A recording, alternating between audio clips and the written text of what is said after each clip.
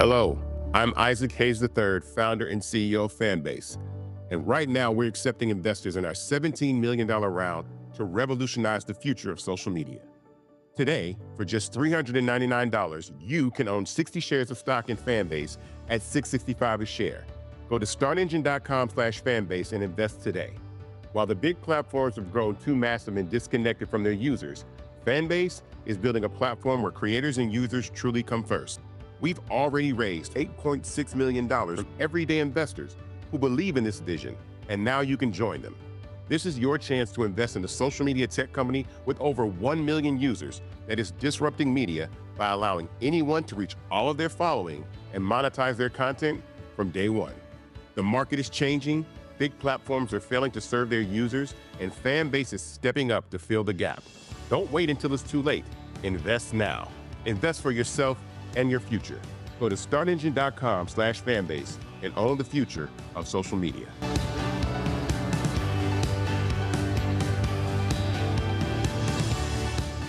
Folks, Black Star Network is here. Hold no punches. I'm real revolutionary right now. Support this man, Black Media. He makes sure that our stories are told. Thank you for being the voice of Black America, Roland. Stay black. I love y'all. All momentum we have now, we have to keep this going. The video looks phenomenal. See, there's a difference between Black Star Network and Black-owned media and something like CNN. You can't be Black-owned media and be scared. It's time to be smart. Bring your eyeballs home. You dig?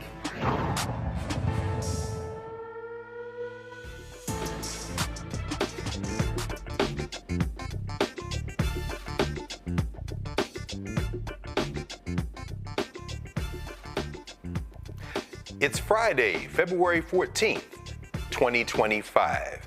Happy belated Black Love Day. This was a day founded in 1993 by Ayo Handy Kendi right here in the District of Columbia. It's Valentine's Day other places, but here we'll say it's an extension of Black Love Day. I'm Greg Carr, sitting in the big chair for Brother Roland Martin. And here's what's coming up on Roland Martin Unfiltered, streaming live on the Black Star Network. We'll discuss the 14 states that have filed a federal lawsuit against the twice-impeached, criminally convicted felon-in-chief, Don the Con Trump, and his co-president, maybe even the president, Elon Musk. The lawsuit challenges Musk's role as head of the new Department of Government Efficiency. In tonight's Crockett Chronicles, Congresswoman Jasmine Crockett reminds her MAGA colleagues, the truth will set you free. Missouri's MAGA Attorney General is suing Starbucks, claiming that its workforce is, quote, more female and less white, as if that's a bad thing.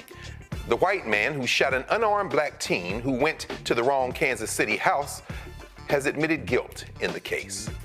This, of course, is Black History Month. Every month, Black History Month. This is the blackest of them in February.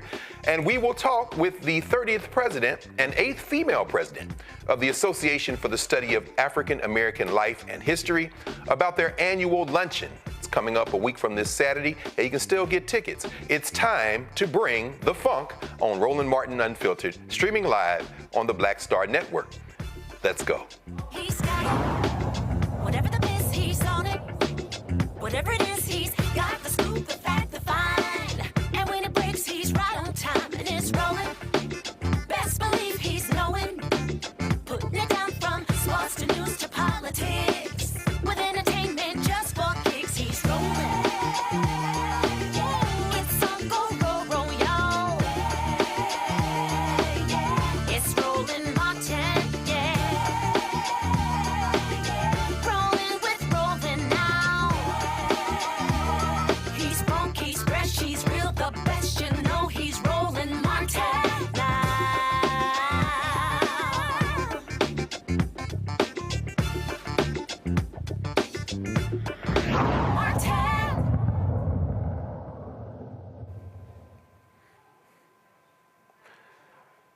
Unelected private citizen Elon Musk's Doge is facing lawsuits, fancy that, from 14 states across the country, claiming he wields excessive power over the federal government. Additionally, MAGA supporters are expressing outrage because Judge Tanya Chutkan, you'll remember her from the federal case against Donald Trump, is here in D.C., is one of the judges determining how much authority Doge should have. Devin Ambrose, the Senior Director of Courts and Legal Policy at the Center for American Progress Action Fund, will join us now to discuss this issue. Welcome to World of Martin Filter, Brother Ambrose. I appreciate you having me. I wish I didn't have to come on every time there was a constitutional crisis. Would love to just come on and shoot the breeze one day.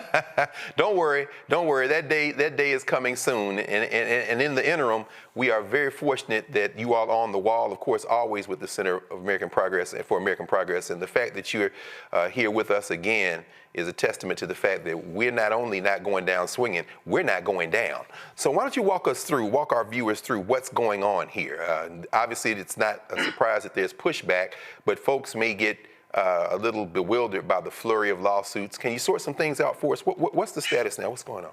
Sure. I'm bewildered by the flurry of lawsuits that's coming on. It's been 100% fuselage from day one. There's really two big lawsuits right now that are challenging the constitutionality of Doge and Chancellor Musk's control over the federal government at this point. There's a case brought by the USAID workers who have been put on leave, and there's a case being brought by 14 states. Both alleging essentially the same things, that Elon Musk is now an officer of the United States who is second in power only to the president. I would argue that he might have more power than the president at this point, the way that he's operating, because he's apparently not reporting to anybody in the White House. The White House isn't real sure what he's doing, and they're giving action after action thumbs ups to him. But it violates the Constitution in a couple of ways. It violates the Appointments Clause, which says that only officers of the United States are permitted to take actions that affect the practice and procedures and what happens at federal agencies. Federal agencies also must be created by the Congress. So Elon is everywhere all at once. He's got his fingers in all the pies, and he's directing firings. He's directing shutoffs of federal funding to cancer researchers and Head Start programs, to school lunches, to farm contracts. And he's getting no pushback from the administration, and the Republican Congress is absolutely laid down. So people are saying he can't do this because he was not an elected official. He was not appointed to do any of the things that he's done.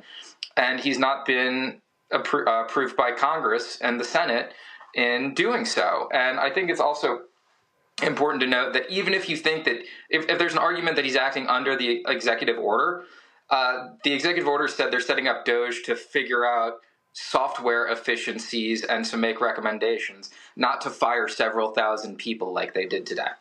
Yeah. And in fact, walk us through that now.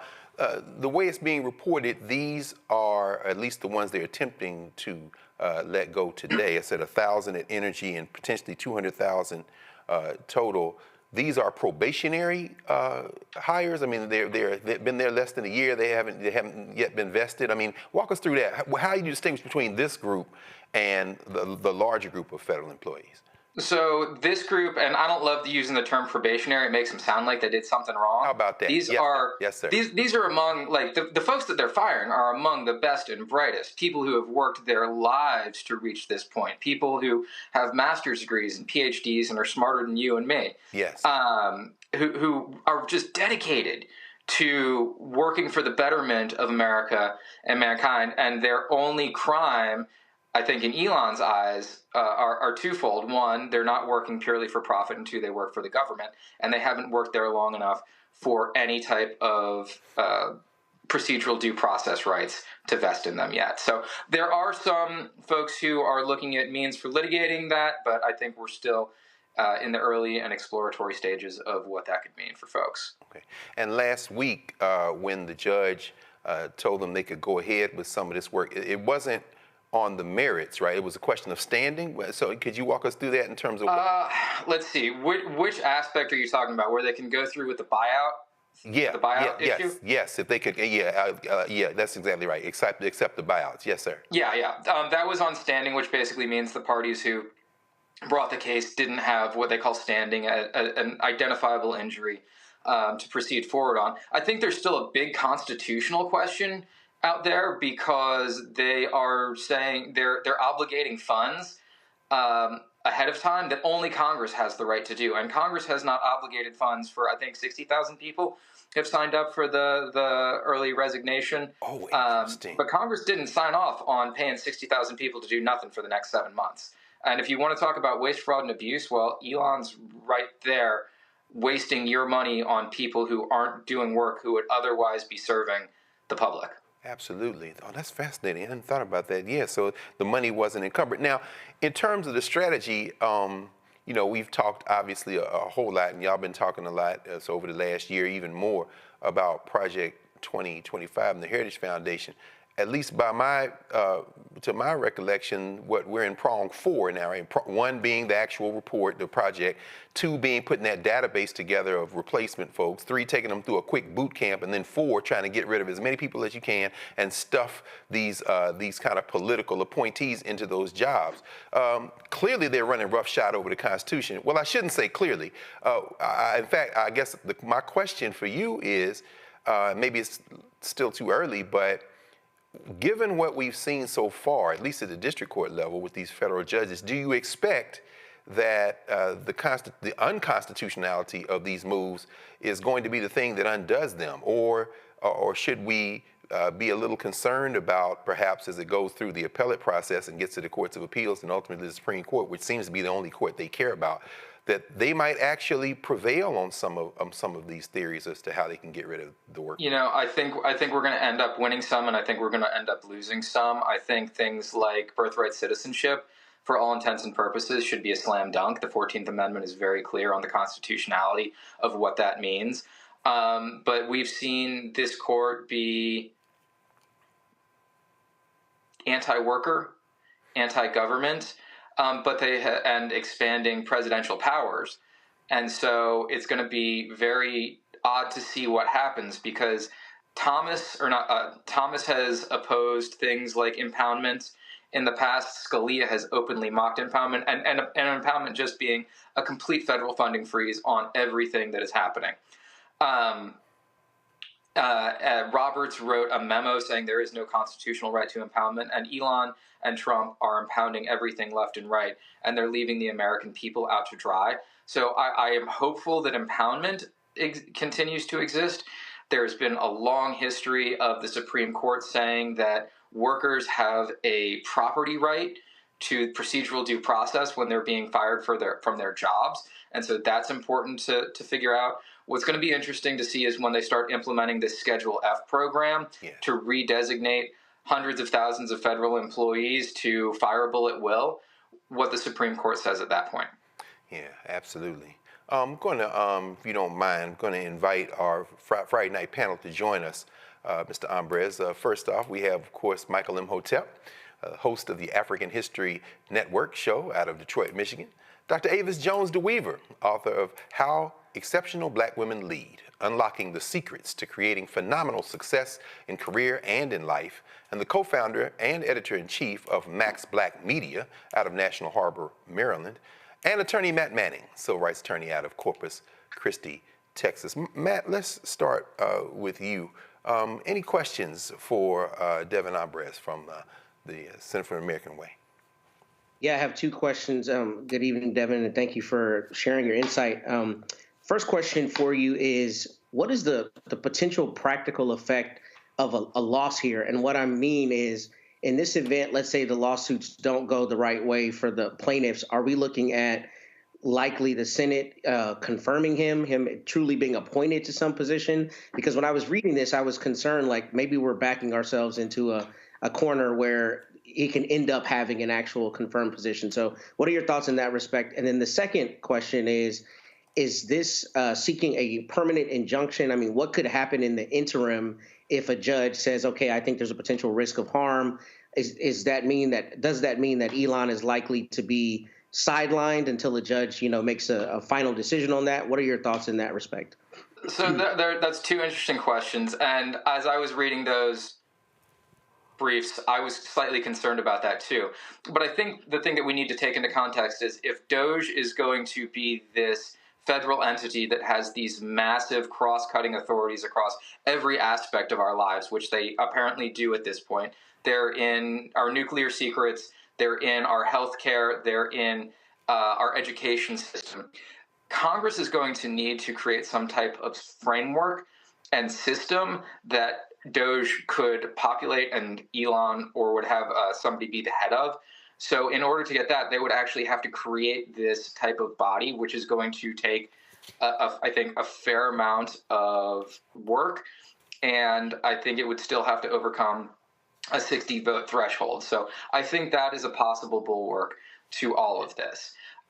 If it comes down on our side and Doge is sidelined, because oftentimes courts will look at enjoining activities if there is an opportunity for irreparable harm and if the plaintiffs are likely to win on the merits. And I think that there is a strong possibility that they could win on the merits because they've listed 5 different things, including our Supreme Court, our new Supreme Court's favorite thing, the major questions doctrine, because certainly what they're doing is questions of major political and economic importance. And so if there is a temporary restraining order, that would, I think, to a degree, sideline Elon. The thing that concerns me at that point is if Trump just blows through that and says, we don't care, we're going to do this anyway. I mean, we're already in a constitutional crisis now. At that point, the Constitution is out the window and Trump is lighting it on fire. Right. My goodness, and it sounds like J.D. Vance and Attorney General Biondi, they're chomping at the bits. Well, they think they're Andrew Jackson or somebody. This is in the Indian Removal Act, which is bad enough. They're just going to say, we don't care. Do you have an army? So thanks, Matt. Dr. Avis, it's good to see you, sis. Any questions and conversation for Devin? Absolutely. And great to see you too, by the way. I have to say you were going in the direction there of where my question was, because clearly this administration has shown that they really don't give a damn about what the Constitution says. They don't give a damn about rules and procedures. They don't give a damn about whether or not they have the authority to do what they're doing. They're just doing it anyway. And what makes me more concerned, even though we have seen some relief by some court decisions thus far at the federal level, my concern is that this is the first case that I know of that's specifically targeting Elon Musk that is acting, honestly, as an independent citizen in this very lawless way. Let's just continue to play that what-if game, right? So what if the rulings go in the direction that we believe that it should, but Elon says, I'm just going to do what the hell I want to do, because that's what he's been doing thus far. He's already getting away with unprecedented power, taking away jobs from thousands of people, leading to the deaths of individuals in terms of the work that USAID did. So I'm just wondering what happens if we do find ourselves at a moment of constitutional crisis. What's the next move? Yeah, no, and that's something that we're all struggling with right now. There are things that the Supreme Court could ostensibly step in. I think when you saw the last couple of days with the Eric Adams pay for play scandal playing out, where Justice Roberts and Justice Kavanaugh's clerk, who was also an 8-year Army Ranger with 2 Bronze Stars, called it corrupt. He was not writing that letter to Emil Bove, the Assistant Attorney General. He was writing that to Roberts and Kavanaugh. He was telling them, this is what is going on and this is going to be upon you soon. So I am hopeful that the Supreme Court would not like to see us ruled by a Afrikaner oligarch at some point. But what would intrigue me more is that judges have a lot of individual power, and they can impose civil contempt penalties against somebody. And you can impose $1 million a day against Elon for the rest of his life, and that's not going to matter. But what if a federal judge starts imposing $100 million a day fine on Elon to personally pay? That's going to be interesting. And Elon will not take that well. But that is, we have to start thinking outside the box of ways to wrest power from megalomaniacs. Thank you, Dr. Avis. And I must confess, Devin, I mean, for those who are fighting the legal fight and have been fighting it for so very long, there is something very energizing if there is indeed a rule of law in this country. Imagine that. And I'm assuming that these young people who he has rifling through people's papers, they're not immune either. I think a fine of any amount might be too much for the muskrats. So, but at any rate, let's go to Mike Imhotep. Brother Imhotep, any questions for Brother Devin? Yes, Dr. Greg, good to have you on Frederick Douglass' birthday also, February 14th. Yes, sir. Can't forget that. No doubt. All right. Okay, Devin, I know you mentioned the Appointments Clause, so I think you were referring to the Recess Appointments Clause, Article 2, Section 2 of the U.S. Constitution. Am I correct? No, I was actually referring to the Appointments Clause regarding an office, and it might be. I don't have the Constitution in front of me, so I apologize. Okay. But just the appointment of officers requiring Senate approval. Okay, so because Article 2, Section 2, the Appointments Clause I was talking about, that refers to the president being able to fill vacancies during a Senate recess. And that was floated in late November 2024 after Trump unfortunately won the election, trying to speed up the process of filling vacancies. So with this here, I know NBC News has an article dealing with the 14 states filed a lawsuit arguing Elon Musk's authority at Doge is unconstitutional. I was trying to find out what type of violation of the Appointments Clause are the 14 attorney generals saying that Donald Trump is committing in appointing Elon Musk? They're saying that he is so the Appointments Clause that we got into what feels like 10 years ago, the Recess Appointments Clause, is not applicable here. Certainly, at least not yet. They are arguing that under the Constitution, that only an officer of the United States is allowed to direct the actions of federal agencies and departments, and federal agencies and departments must be, one, created by statute by the Congress, and two, be directed by a Senate-confirmed officer. And so all the cabinet members are considered Senate appointment officers. Elon has power over all of the cabinets at this point. And so he is effectively an officer of the United States under any common law or constitutional reading, but he has not been appointed to do any specific job. He is not working in an entity created by Congress to operate in any specific way. And he is effectively Der Chancellor of the government at this point, being helped along by a bunch of 25-year-olds at the oldest. So that's the Appointments Clause we're talking about. He is effectively an officer of the United States who is running the federal government without being elected or confirmed by the Senate.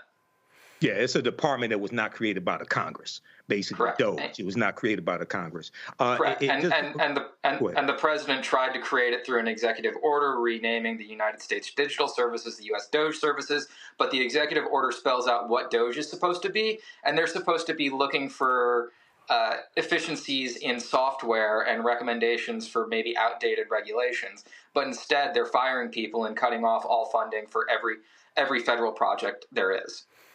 Right. And just lastly, if they want efficiencies, well, every year, the 2.4 million federal employees, according to the New York Times analysis, 146,000 retire or quit every year. Only 75,000 have accepted this fake buyout. So it's like, once again, you're not being efficient. Because you could literally just have a hiring freeze, and you would get the attrition rates you'd want to in a couple of years, instead of, people have been saying they feel like they're being hunted for sport. Like, the cruelty is the point here. Yes. And Elon loves cruelty. Yes. Yeah. Thank you. Yeah. Hey, Doc, can I ask another question? Oh, please, man. Absolutely. Please, man. And Devin, I don't mean to put you on the spot in any way, but if I may ask one more question, what is your thought about, I guess, the scope of his authority being a special government employee? One of the things I've been wondering about is how the immunity would apply, like to your point, if he basically doesn't have the actual legal authority to do what he's doing. I'm wondering how that immunity would apply. Have y'all addressed that issue or thought about that? Well, we haven't yet, and I haven't thought about it too deeply, so I appreciate the question. I mean, if you're talking about immunity from anything that he's doing right now, I think in any other world, he would be being prosecuted by an independent Department of Justice for effectively trying to usurp governmental authority over everything. But we know that we no longer have an independent Department of Justice. I think he is not subject to immunity under the Trump v. U.S. holding last year, even though he is effectively the acting president. But he would, be subject to any pardons that Trump wants to throw his way, which I'm sure will come at some point. Mm-hmm. Thank you, Matt. But theoretically, I could file like an FTCA claim against Musk and argue, essentially he's not cloaked with the sovereign immunity of the United States because he doesn't have actual authority to do what he's doing. I mean, theoretically, right? But I mean, theoretically, I don't. It's been a minute since I've been a practicing attorney. You being the real deal, me just playing one on TV. I think that's real. I'm surprised that nobody's filed First Amendment lawsuits against him and X, because X is effectively a government-run news service right now, and so anything that is banned there is a First Amendment violation. I don't know why nobody's filed that suit yet.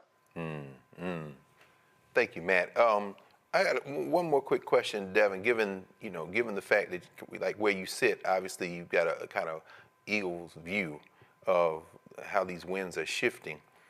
As we see these lawsuits being filed at the state level, there haven't been any Republican attorneys general who have filed or who have joined. Last night, Roland was talking to Randall Wolfen, the mayor of Birmingham, about the National Institute for Health pause on their grants. And it was interesting because Senator Britt out of Alabama has been trying to back channel.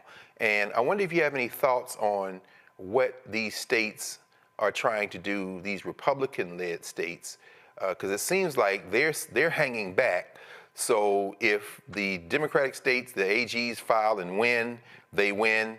And if they lose, do you think they're going to see carve-outs and exemptions? I mean, talk about constitutional crisis. It's almost like the Cold Civil War is heating up again, and these states are almost taking sides based on politics in ways that we haven't seen, I don't know, maybe since the 1860s. Any thoughts on the legal strategy of these attorneys general and what may be going on right in front of us? So we've already seen or heard news of senators seeking carve-outs from Donald Trump and Elon directly. For instance, potash, which is a farm supplement, and being sought for as a carve-out for tariffs coming from Canada, from Chuck Grassley. What I think is a really interesting strategy taken by the Dem AGs is that they are not seeking universal. They're not seeking universal injunctions or nationwide injunctions for some of the cutoffs that they're suing on. They're looking for it only for their states. And so if they win on their causes, then they're going to open the floodgates to funding to blue state programs, and red states are going to be stuck in the mire. And red states are going to feel the heat. And red states are going to have to be the ones who are going to have to find a spine to stand up for their constitutional duty and our constitutional rights as Americans. Because right now they're all supplicants to Trump and Elon, and their people are going to be harmed until such time as they figure it out. That is interesting. Again, I mean, real lives are being harmed. People are in harm's way. I mean, this is a hell of a civics lesson, though. That is a very fascinating strategy. So they win. These guys got to get in line. That's fascinating. Hey, listen, thank you for spending some time with us. We'll obviously be calling on you again in the near future to continue this. Devin Ambrose, Senior Director of Courts and Legal Policy for the Center for American Progress Action Fund. Always good to be with you, man, and we look forward to talking with you again. All right, appreciate all you do. Thank you. You too, man. So we will be back in a moment here at Roland Martin Unfiltered.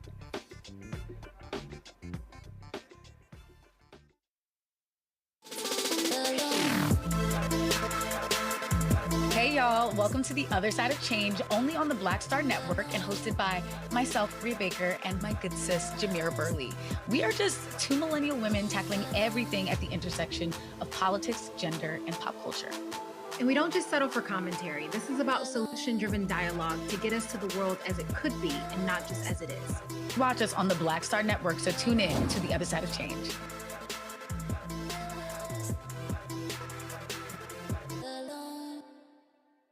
What's up, y'all? Look, Fanbase is more than a platform. It's a movement to empower creators, offering a unique opportunity for everyday people to invest in Black-owned tech, infrastructure, and help shape the future of social media.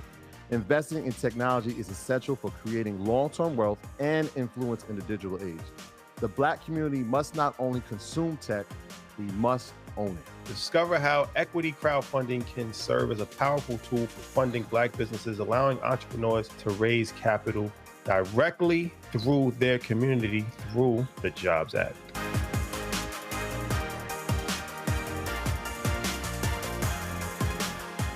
Me, Sherry Shepard, and you know what you're watching, Roland Martin Unfiltered.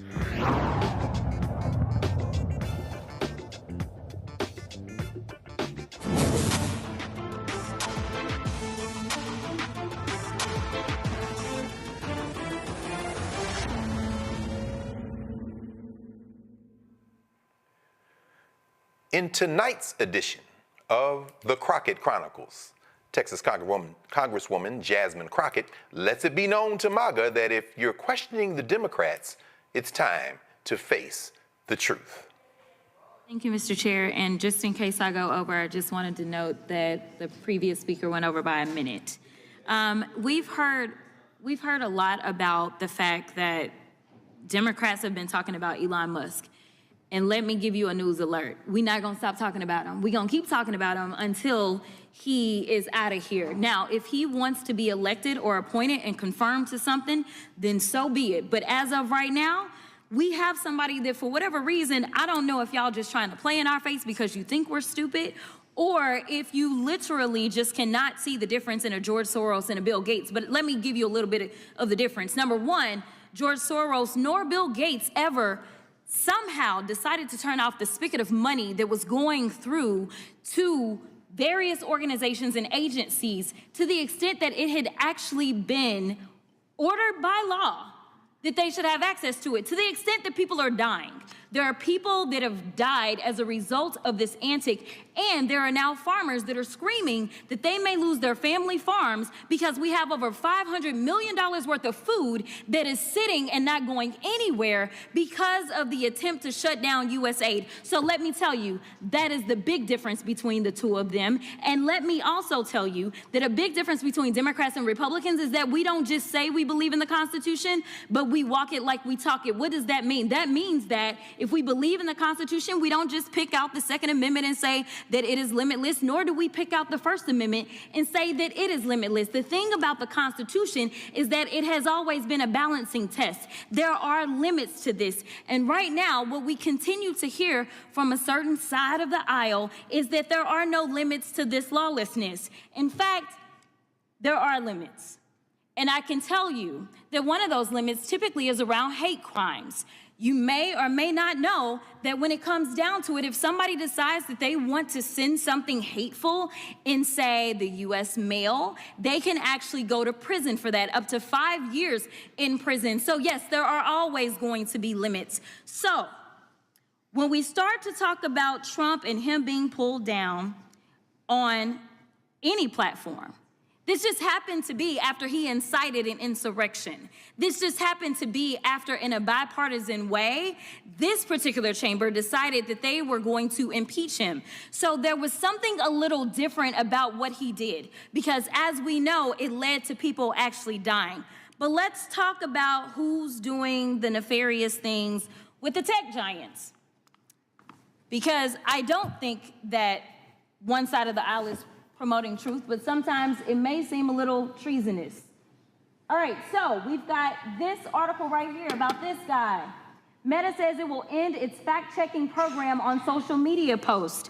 I'll talk about that a little bit later. Then we have Washington Post says it will not endorse a candidate for president. We also know that actually they absolutely intended to endorse Kamala Harris. We have this one. Google Maps now show Gulf of America instead of Gulf of Mexico for app users in the United States, which is a complete farce because it's the Gulf of Mexico. It always has been.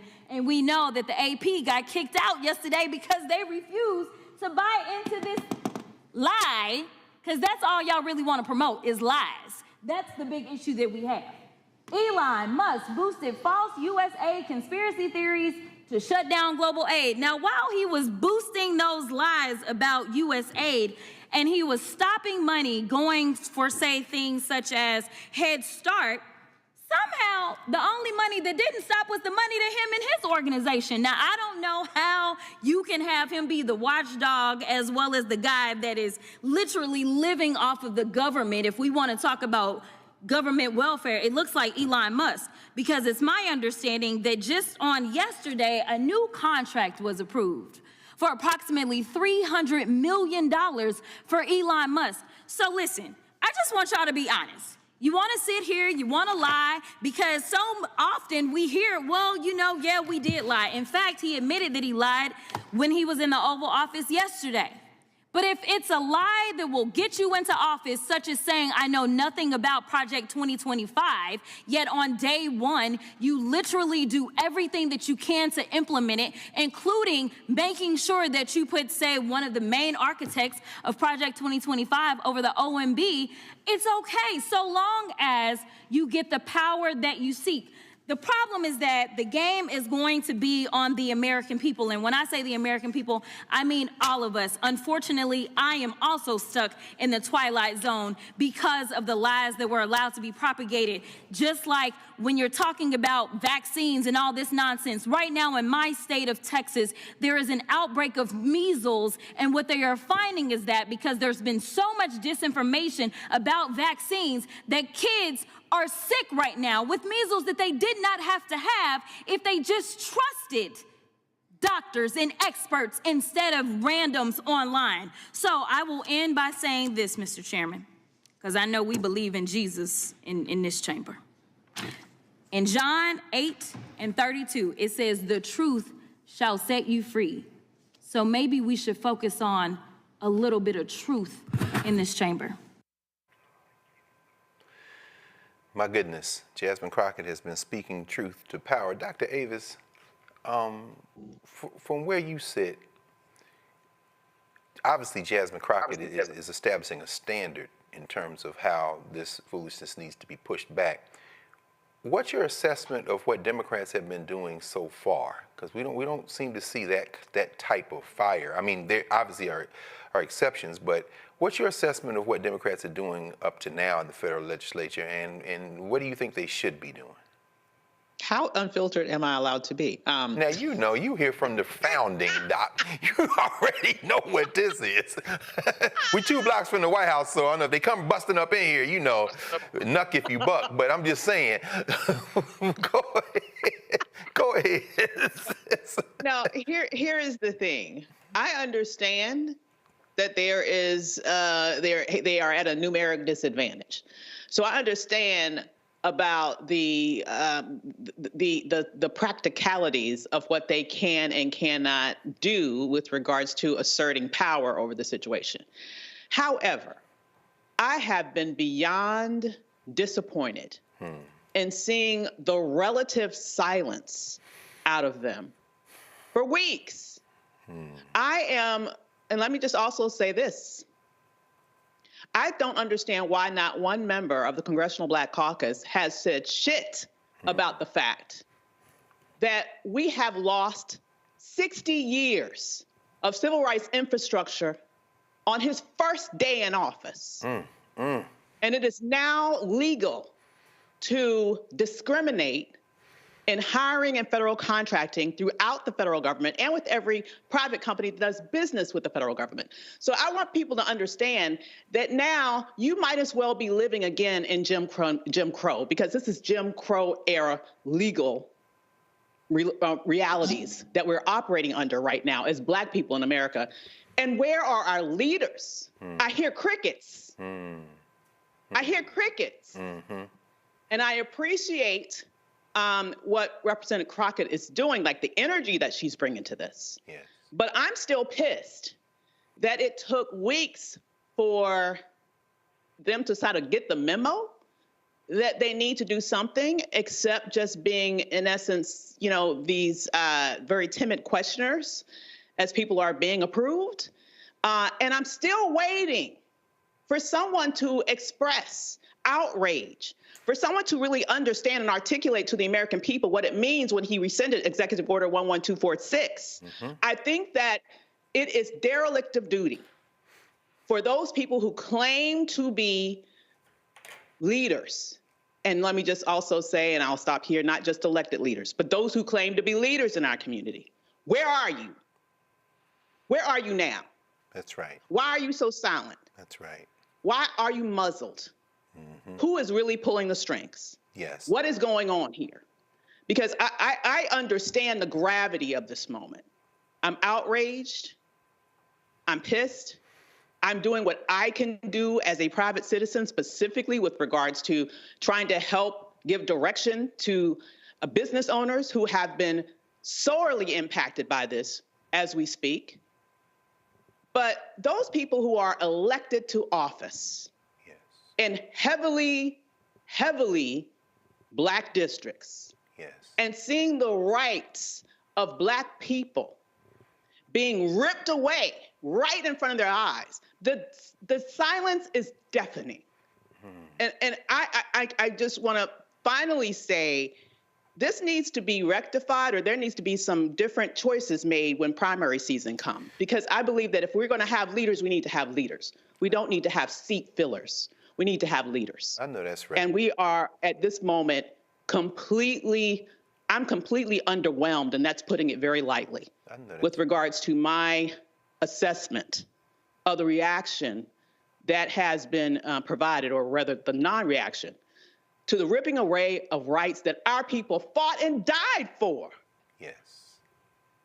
It's just really insulting to me at a base level, as someone who understands what's happened, and I know they understand it, so why aren't you at least educating the people about it and speaking out about it, such that you can attempt to inject some shame into the situation with regards to the degree of violence that has been done to our rights by this ilk that's in office right now.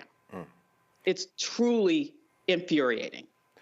Thank you, Doc. And we know, of course, that they have a razor-thin majority in the House of Representatives, and I can never tell whether or not Jim Jordan has a T-shirt on and that only clips with a glimpse. Anyway, the voters in Ohio don't seem to be particularly intelligent in picking who they send to the federal legislature, at least not Jim Jordan's district. But Mike, in terms of what's coming up right in front of us, thinking about this as Avis has framed it, I mean, we should be fueled by this kind of, these indignities, I mean, just brazen. You know, we saw the man's mugshot in a frame right outside the Oval Office today. The picture was floated. I mean, but even beyond that, there are 3 open House seats, right? We know Stefanczyk is now representing, God bless America, the country at the UN. And so the New York 21st is open. The Florida 6th, Mike Waltz, and of course, Matt Gaetz, who thought he was going to be Attorney General, so he resigned his seat in the Florida 1st.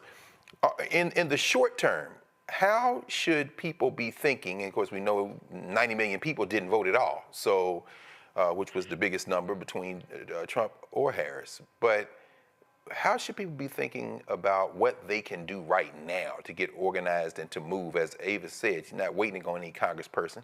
We're going to do what we can. And are those 3 seats in play? The media will tell us that they're in blood red districts, but what's your opinion?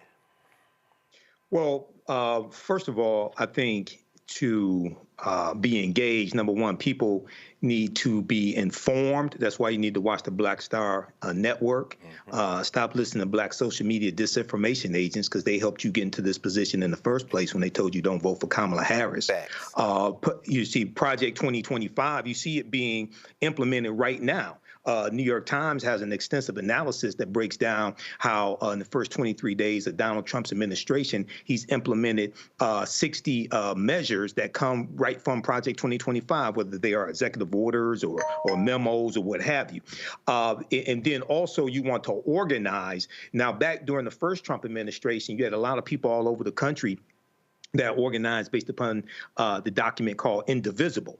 And Indivisible was put together by former congressional staffers, and it dealt with fighting against the Trump administration, and it has strategies and taught you to understand civics and how to put pressure on your member of the House of Representatives and your member of the U.S. Senate, because you and other people like you in those districts and states can vote those people out of office. So you have people now who are revisiting that. Indivisible is being formed in different chapters across the country, and it was we know a couple Wednesdays ago, Indivisible organized a national day of protest, 50-51, 50 states, 50 protests. They protested at state capitals on one day, and we keep in mind going back to the first Trump administration when they saved the Affordable Health Care Act and John McCain gave the thumbs down. That was a result of pressure coming from everyday citizens organizing, visiting their members of the House of Representatives every Tuesday, visiting their members of the Senate, et cetera, and putting pressure on them to save the Affordable Health Care Act. Also, we have to understand how, with the measures that Trump is implementing right now, the downsizing of the federal government, okay, almost 19% of federal employees are African American, but the measures that he's putting in place are hurting everybody. The New York Times has an extensive article talking about how farmers who voted for Trump are being hurt, whether it's him putting a pause on the Inflation Reduction Act, shutting down USAID, et cetera. And then remember the trade war that Trump started with China, which killed the soybean market for farmers here. Okay, so then the U.S. government had to do $26 billion in aid for farmers using taxpayer dollars because of him. So we have to, it's so much going on at the same time, but we have to organize, educate ourselves, understand civics, understand the law. And lastly, African Americans have to redirect dollars from businesses that have stopped diversity, equity, and inclusion, or roll back from that, redirect those dollars to Black-owned businesses. Because a lot of times people are like, there's a campaign to don't spend any money on February 28th. That's the last day of Black History Month. You should be spending money with Black-owned businesses. See, we still haven't figured this out. Yeah. We only deal with giving white people our money or taking it away, but we don't have enough self-respect to redirect that energy to spend our dollars with Black-owned businesses so that they can grow economically and employ more African Americans. So we talk about redistribute, redirect, and renegotiate. Redistribute the pain through targeted economic withdrawal strategies, renegotiate our relationship with corporate America for more supplier contracts, et cetera, and redirect our dollars to African American-owned businesses. This is what we have to do in 2025. Indeed, and we have experience with all of those, so it shouldn't be too difficult once, I guess, we feel enough pain. Well, that's why we have to study the history. No question. There's no question about it, brother. Brother Matt, finally, in the first block, when we were talking with Devin Ambres, the questions you raised, I mean, really nudging us toward the big question of constitutional crisis, which is raised. Do you think we are on the precipice of a constitutional crisis? And if so, how should we be acting at this point? So, yes, Doc, and I appreciate that question. I had lunch with a couple lawyers and we were talking about it. And what's interesting that a lot of people don't realize, I'm sure you and Michael and Dr. Avis know, is the Supreme Court has never truly been a co-equal branch until like the modern era, essentially. When the country was founded, they were kind of the redheaded stepchild, if you will, of the branches. And it's interesting that they are having an outsized significance these days, considering in the history of this country, they have not. I tell you all of that to say, what concerns me is the big issue is the courts are responsive, but they're not something that reacts in real time.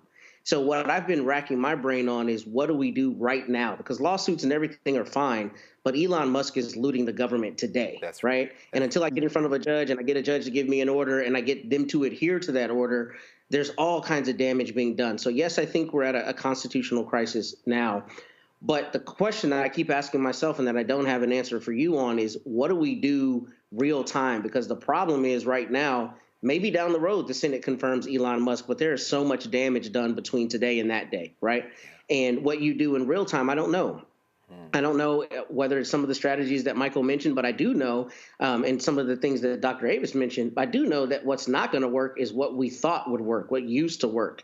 And now, I don't know if that means our representatives, for instance, in the House need to start filibustering despite the statute that doesn't allow them to do that, whether they need to be standing at 1600 Pennsylvania every day, what we need to be doing as a people, because the things we would normally have as mechanisms to respond are clearly not only ineffective, but are not being given the same gravitas they normally are, i.e. the court system. And I don't know where that leaves us, but I do know that I think it has to be more radical action than thoughts and prayers and thought pieces and long social media posts. That's not going to get us there. And I don't know what the answer is in real time, but I'm trying to find that answer myself. No question. We should reach out and find out, talk to Cliff and Latosha and the folks at Black Voters Matter, because right now the Republicans have a 218, 215 advantage in the federal legislature. Those 3 seats are open. So as I said before, the Florida 6th, the New York 21st, and the Florida 1st. And you can't tell me there aren't enough people in all 3 of those districts to flip those seats. And we might be able to make short work of this in the near future, because they're going to have special elections. But that would require a hell of a lot of work. And of course, we've done that kind of work before. We can do it again. So we're going to take a pause here for a moment. Roland Martin Unfiltered will be right back here on the Black Star Network.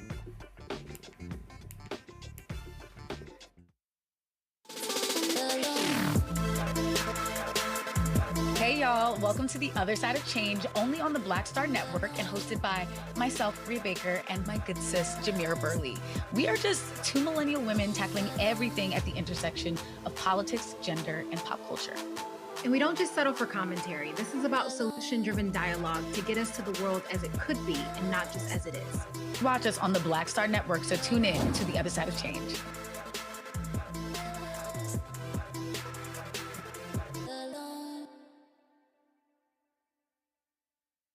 When you talk about blackness and what happens in black culture, covering these things that matter to us, speaking to our issues and concerns. This is a genuine people-powered movement. There's a lot of stuff that we're not getting. You get it, and you spread the word. We wish to plead our own cause.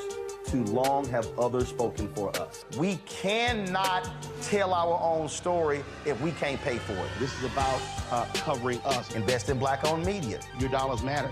We don't have to keep asking them to cover our stuff. So please support us in what we do, folks.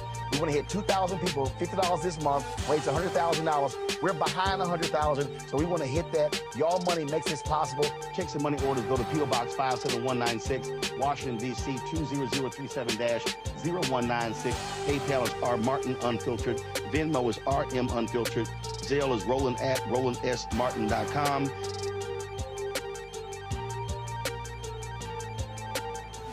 I'm Russell L. Honoré, Lieutenant General, United States Army, retired, and you're watching Roland Martin Unfiltered.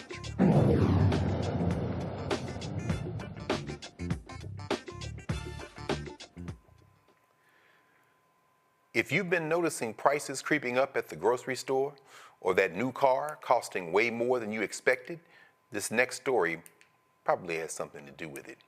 The twice-impeached, criminally convicted felon-in-chief, Donald the Con Trump, is looking to shake up America's trade policies again. At least that's what he's saying, pushing for what he calls, quote, fair and reciprocal tariffs. I hate to even use that phrase.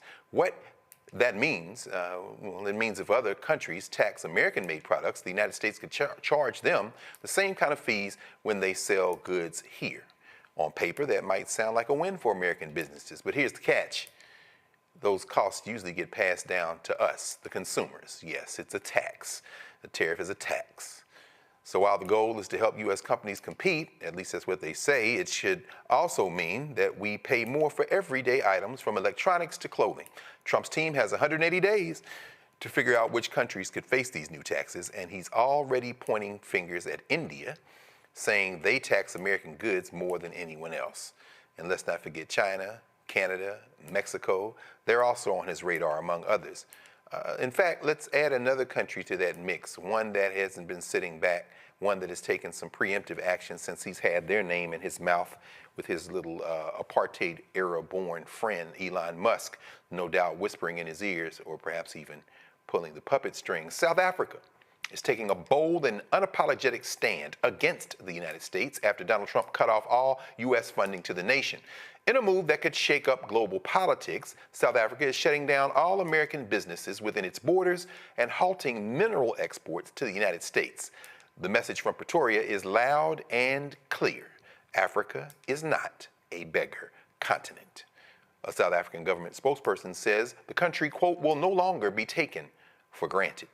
This is no small move. The United States earns over $25 billion in profits from South Africa every year, but that revenue will be gone. And it's not just businesses that will be losing. The minerals that power American industries will no longer flow. President Cyril Ramaphosa says that he has had enough of Trump's accusations, from land confiscations to so-called, quote, horrible crimes. The U.S. is also skipping the G20 talks in Johannesburg. Brother Mike, yeah, I saw little Marco say he wasn't going. The arrogance of Marco. And then, of course, the South Africans were like, fool, the meeting is in South Africa, but it's a global meeting. What the hell are you doing? Mike, what do you think, what do you make of these saber-rattling tariff threats and the fact that the rest of the world seems, if not yet ready to move on completely, certainly seems to be offshoring things and making other alliances and making other arrangements to perhaps hasten the decline, the inevitable decline of the U.S. empire? Any thoughts on either of these stories? Well, other countries are looking at how deranged Donald Trump is, and I would argue worse than the first time around. And they're making moves to protect their country, to protect their economy. With this right here, this is more saber rattling. But one, Trump doesn't really understand how tariffs work, and this is all designed to distract people from the fact that he has not brought grocery prices down, which he said would come down on day one, his first day in office. He also said he would end the Ukraine war his first day in office as well. That hasn't ended either, okay? The price of eggs are going up, and that's because tens of millions of chickens have been killed because of avian flu. And remember, in December 2024, when he was interviewed by Kristen Welker, I think it was December 2024, the month after the election, NBC News, he said, well, once prices go up, it's very hard to bring them down, okay? He was already backing away from bringing down grocery prices because he knew he could not do it. So now what he's going to do is try to distract with more saber rattling. But if he implements these reciprocal tariffs and the stock market tanks again, like it did on that Monday, the day before he was supposed to implement the 25% tariffs on Canada and Mexico, the stock market started going down, the futures market started going down. Then he backed off of that. The same thing's going to happen here. But this is all a con by Donald Trump, the con, okay, to distract from the fact that he can't bring down the price of groceries. He does not know how to do that. All right, so this is what you're dealing with. Now, he keeps lying once again, like he did in the first term, that South Africans were taking land away from white South African farmers, things like this, okay? Well, first of all, as far as I'm concerned, they should take the land away because it's their land. Those are descendants of the invaders who came in 1652, okay? Let's keep it straight. But what Trump and Musk, the South Africaner Musk, are saying that Cyril Ramaphosa and the South Africans are doing, taking away the land, punishing the white landholders, things like that. That's not what's happening. But let me just be the first to say, Elon Musk, go back to Africa. They don't want him, brother. They don't want him. And I wouldn't want him either. You know what I'm saying? Tell him to go back to Africa. No, yeah. Lord. Go back to Africa. I mean, I'm not quite sure. Is he a Boer? Is he an Afrikaner? He's an Afrikaner. Okay, yeah, so maybe he can go back to he can go back to Holland then. He doesn't need to go back to South Africa. He can go back to the Dutch, and then maybe they'll take him. Who knows? But let me ask you, Matt, as we're talking about this and these stories, you know, a great deal of this seems to be around strategic minerals. We know China has cornered the market in so much of it. You know, even as we see Elon Musk and one of his children there on his shoulders in the Oval Office talking crazy. He certainly hasn't broken off relations with China. We saw this week that they just opened a $200 million battery plant in Shanghai, and Elon Musk's Tesla is the one that's operating the plant. What's going on here? Or do you think these tariffs will materialize? And what do you think the impact would be if they did? Well, let me first readily concede I don't understand all the economics, but from what I've read, many of the economists say this is not going to have the desired effect that he's intending for it to have. Now, I will tell you there's something interesting in one of the articles I read in preparation for today. I did not know that Germany, has a $72 billion trade surplus as between themselves and the United States, based on the imbalance of the tariff as it relates to American, products going to Germany as opposed to European products coming here. So maybe I'll be the unpopular voice and say that I would like to see how the economics on that shake out. That might allow some kind of negotiation that could be in the American interest. The caveat to that, however, is there is an a very far right anti-immigration movement in Germany right now that's terrifying. And it scares me, the idea of the United States and this authoritarian in chief in any way aligning with the Germans right now, who have, from my understanding, had a moratorium on any kind of extreme far-right policy parties being involved in the government. And that really, really concerns me. So I don't know if there's some deeper thing behind the veil that we can't see as it relates to the implementation of those tariffs. It's also interesting that you mentioned China, because that was my first thought. I mean, if China is being floated as public enemy number one for the United States, this seems to be counter to American first ideals. If you affect the standing of America on the African continent and you allow entree for China to continue to cement its foothold, that seems to me to be inconsistent with their focus. But I will say, the best part of all of this is I love that South Africa said, "Kick rocks, we don't need you."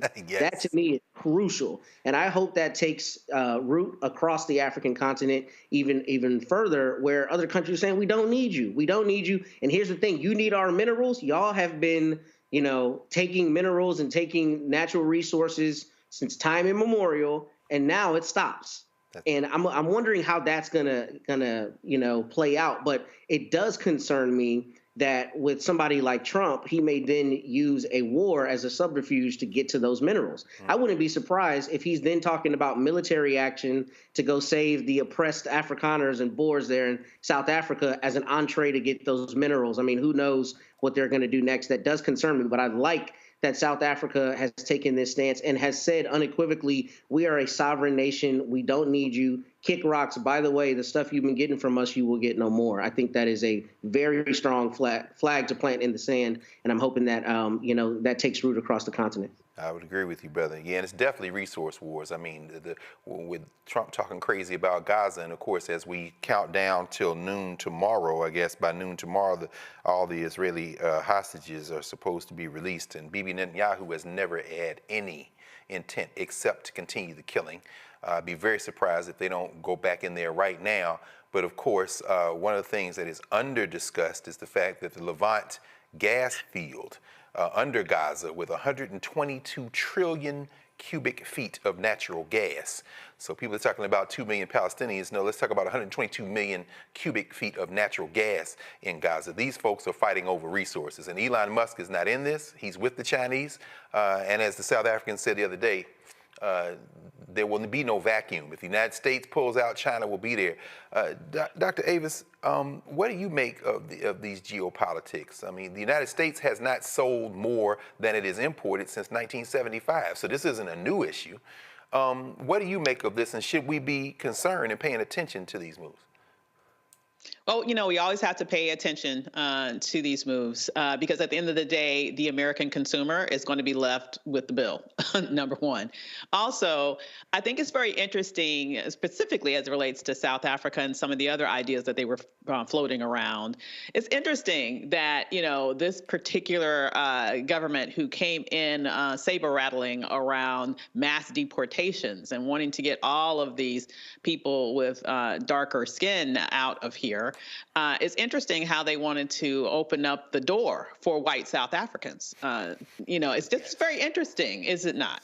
So, it just really shows you once again the hypocrisy of this administration. It's not about principles. It's not about doing things that they believe are to the best interest of Americans. It's really about taking political stands, sometimes doing things that are just petty as it relates to their worldview, to put them in alignment with a right-wing ideology. And then sometimes it's just they are looking to do something. I think for Trump, a lot of it is, as was mentioned before, I think he just wants to be shown as being tough. He wants to, it sounds like it's tough. We're going to do this. We're going to do that. But similar to what we saw with regards to his threats against Canada and Mexico, we saw there that when the rubber hit the road, he found a way to backtrack. Okay, so it's interesting to see how it will actually shake out. However, what we are noticing here is an administration that has shown its colors with regards to its hypocrisy. It's shown its colors with regards to its white privilege, not only in terms of how they, how the sort of the stand of the culture of this specific space and all of they're doing in terms of the policies, but even in terms of their immigration policies, the hypocrisy around that. And finally, with regards to the tariffs, I just feel like he's trying to appear tough and be damned what the actual implications are on the American people. Absolutely.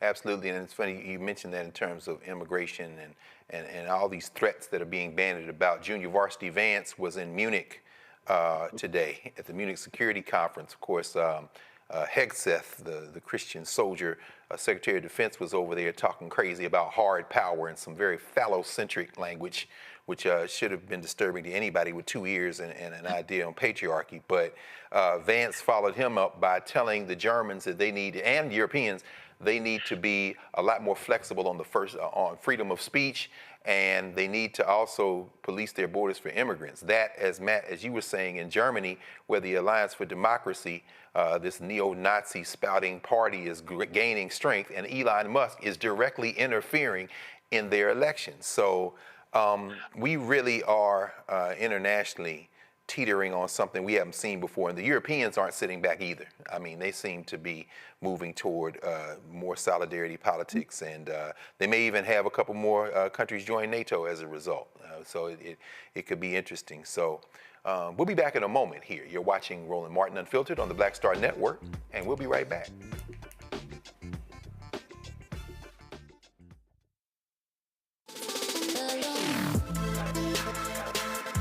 Hey y'all, welcome to The Other Side of Change, only on the Black Star Network and hosted by myself, Rhea Baker, and my good sis, Jamira Burley. We are just two millennial women tackling everything at the intersection of politics, gender, and pop culture. And we don't just settle for commentary. This is about solution-driven dialogue to get us to the world as it could be and not just as it is. Watch us on the Black Star Network, so tune in to The Other Side of Change.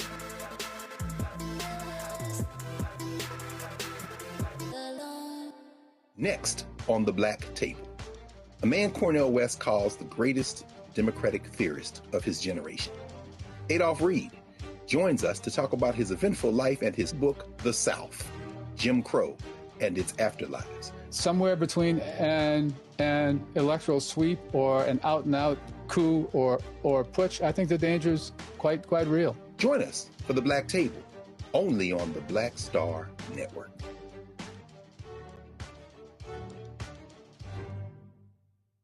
This is Tamala Mann. And this is David Mann. And you're watching Roland Martin Unfiltered.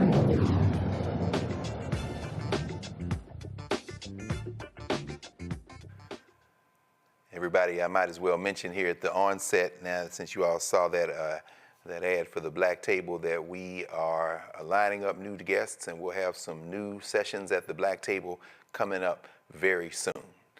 With that in mind.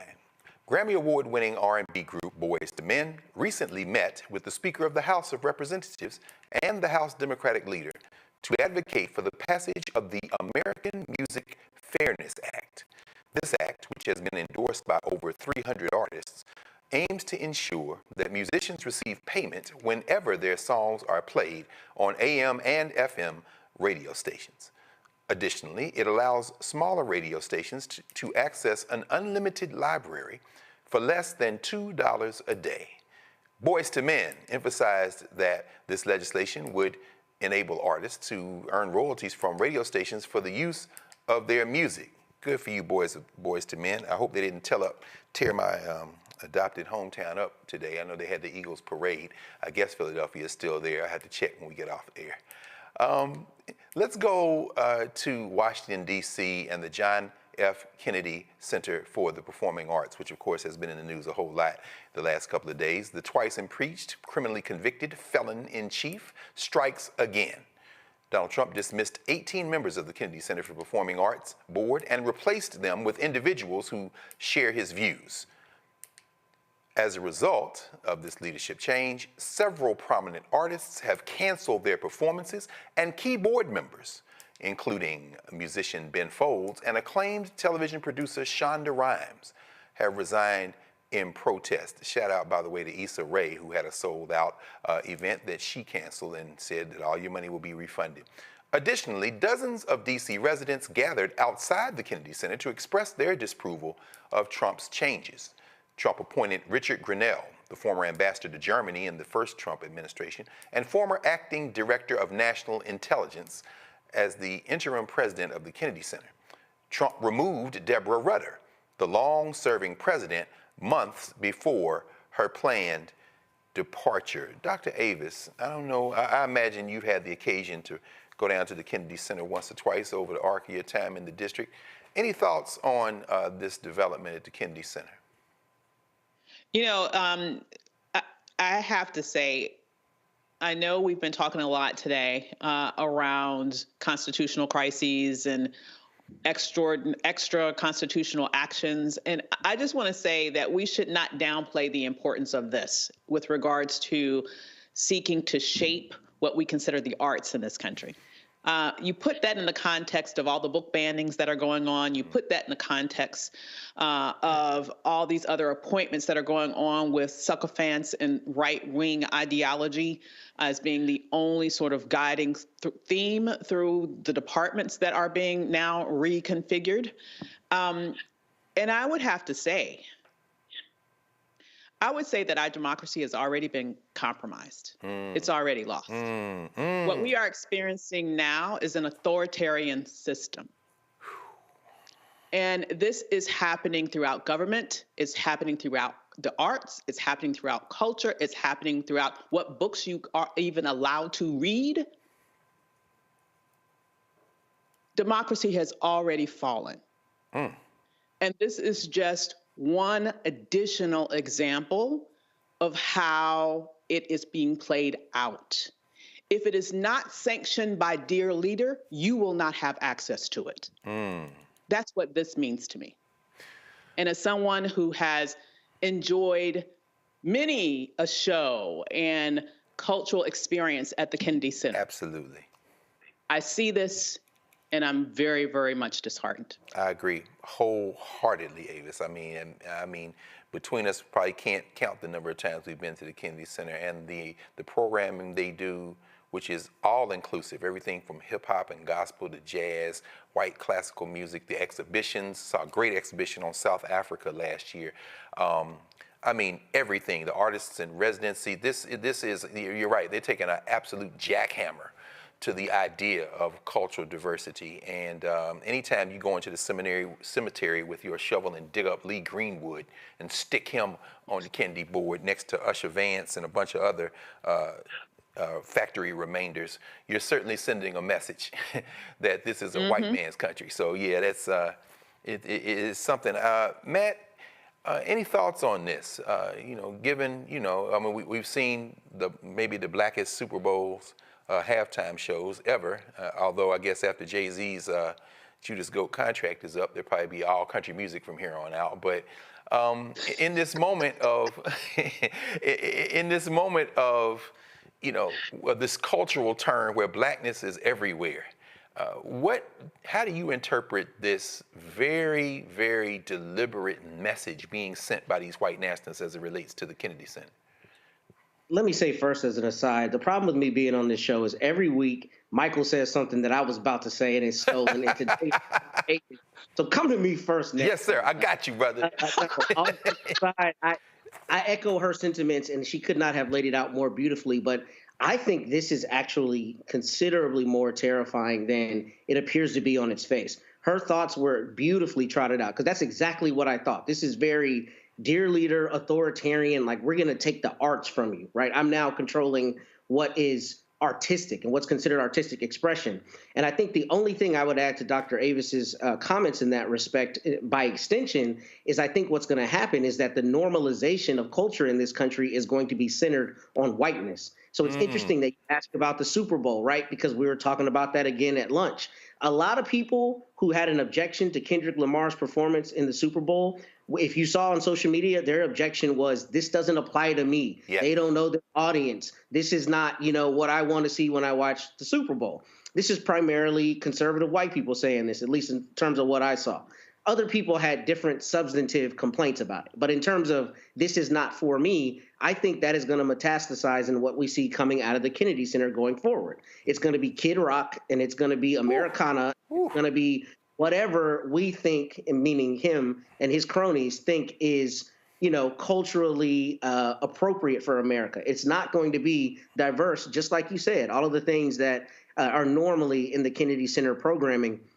So I think that is first a huge issue. But the second thing that I think is very interesting about this is I think this is actually a huge messaging mistake by Trump. And the reason I say that is we talk about it on this show all the time. He's always trying to make a narrative, him and his people, and make a message. But when you go toe-to-toe with the biggest tastemakers in the country, i.e.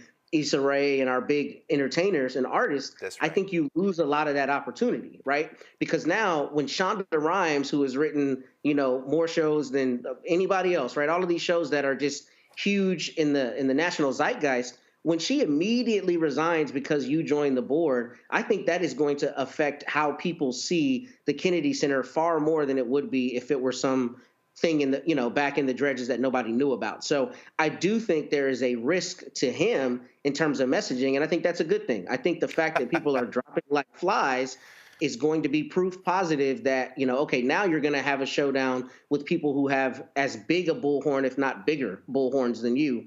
And I don't know what that turns into on the back end, but I'm hoping it turns into, him allowing there to be better cultural expression there and getting off that board. Because I saw people posting about this. I mean, as you know, Doc, I went to Howard. Yes, so sir. A lot of people in D.C. that are connected to this were posting about it before this news came out. And when I saw this, it was extremely troubling to me because of what Dr. Avis said. I mean, I think this is very authoritarian in a way we don't see it like some other things he might be doing. No, I agree with you. And like you say, Matt, I mean, there's so many Howard students who have volunteered down there, been interns, done a lot of program, particularly educational programming at the Kennedy Center. They're about to mess up. And as you say, it actually might be a good thing. In fact, because I'm going to ask you, Mike, about this. I mean, since you live in any conversation about what is the blackest city in America has to include Detroit. And I'm sure that nobody in Detroit or Chicago or LA or the Bay Area, at least those who are left in Oakland and San Francisco and New York and Atlanta, Dallas, they're certainly not looking to the Kennedy Center to set taste. I'm wondering, even in terms of this, how we think about the United States of America as a nation, which I've always said it isn't. There is no one culture here. There's no cultural unity. Does the Kennedy Center, does this move perhaps energize those people who are not, maybe to say, well, at least for the time being, we're not going to look to the Kennedy Center and let us withdraw our resources and perhaps maybe set up some other places that people should look to while we weather the storm of this white nationalism as it descends here in the district? I think what this move will do is to further draw attention to Project 2025 and Donald Trump's implementation of Project 2025, because one of the aspects of Project 2025 from the Heritage Foundation is dealing with erasing the racial reckoning that took place after George Floyd was killed. Indeed. And that deals with everything from diversity, equity, and inclusion. That deals with everything from having more inclusion when it comes to the arts. It's basically all across the board. This is a counter set. Now, if you just look at what happened, so this is Black History Month, okay? And as we all know, Black History Month was never designed to be the only time of the year we study our history. People who keep saying that nonsense, like Morgan Freeman, don't really understand Dr. Carter G. Woodson. Yeah, that's right. In Black History Month, you had Beyonce to win Album of the Year with Cowboy Carter. That's right. Okay, which infuriated MAGA because she's also a country star. You have the new Captain America movie with a black Captain America. That's going to drive MAGA crazy as well. Okay, and then you had the blackest Super Bowl halftime show that set the record. 133.5 million people watched it. Now, I haven't watched the NFL game since Colin Kaepernick left the league in 2017. Neither have I, brother. That's right. That's why I'm wearing my Colin Kaepernick shirt again, because I know you and I are right here. Yes, Dr. sir. Red Carl. Yes, sir. But, Yes, sir. I did see clips of the performance on Instagram and on YouTube, things of this nature. Sure. So now they have to deal with all this taking place in Black History Month as well. So this is going to, I think, when Issa Rae cancels her performance, when you have Shonda Rhimes, who leaves the board, things of this nature, I think this is going to draw more attention to what is taking place and cause people to connect the dots here. But this is just another white supremacist move from co-president Donald Trump, and the fight continues. No question, the fight does continue. And one thing about it, there are 330 million people in the United States of America, and birth by birth and death by death, they get less white every second. So if you think taking over the John F. Kennedy Center is somehow going to save you, my friend, let's just keep watching in this place called United States of America. You're watching Roland Martin Unfiltered right now on the Black Star Network, and we'll be right back.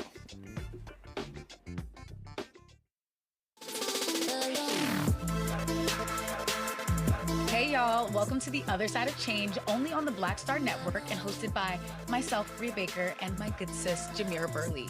We are just two millennial women tackling everything at the intersection of politics, gender, and pop culture. And we don't just settle for commentary. This is about solution-driven dialogue to get us to the world as it could be and not just as it is. Watch us on the Black Star Network, so tune in to The Other Side of Change.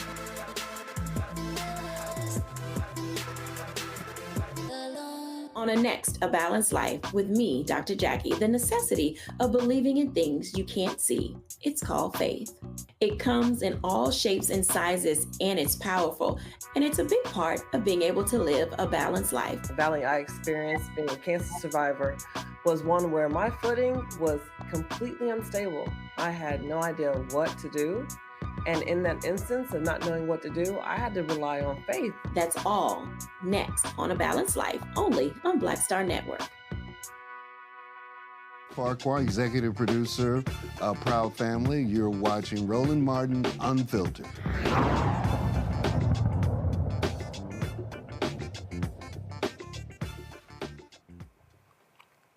Missouri's Republican Attorney General, Andrew Bailey, has filed a lawsuit against Starbucks, accusing the company of, quote, systemic racial and sexual orientation discrimination.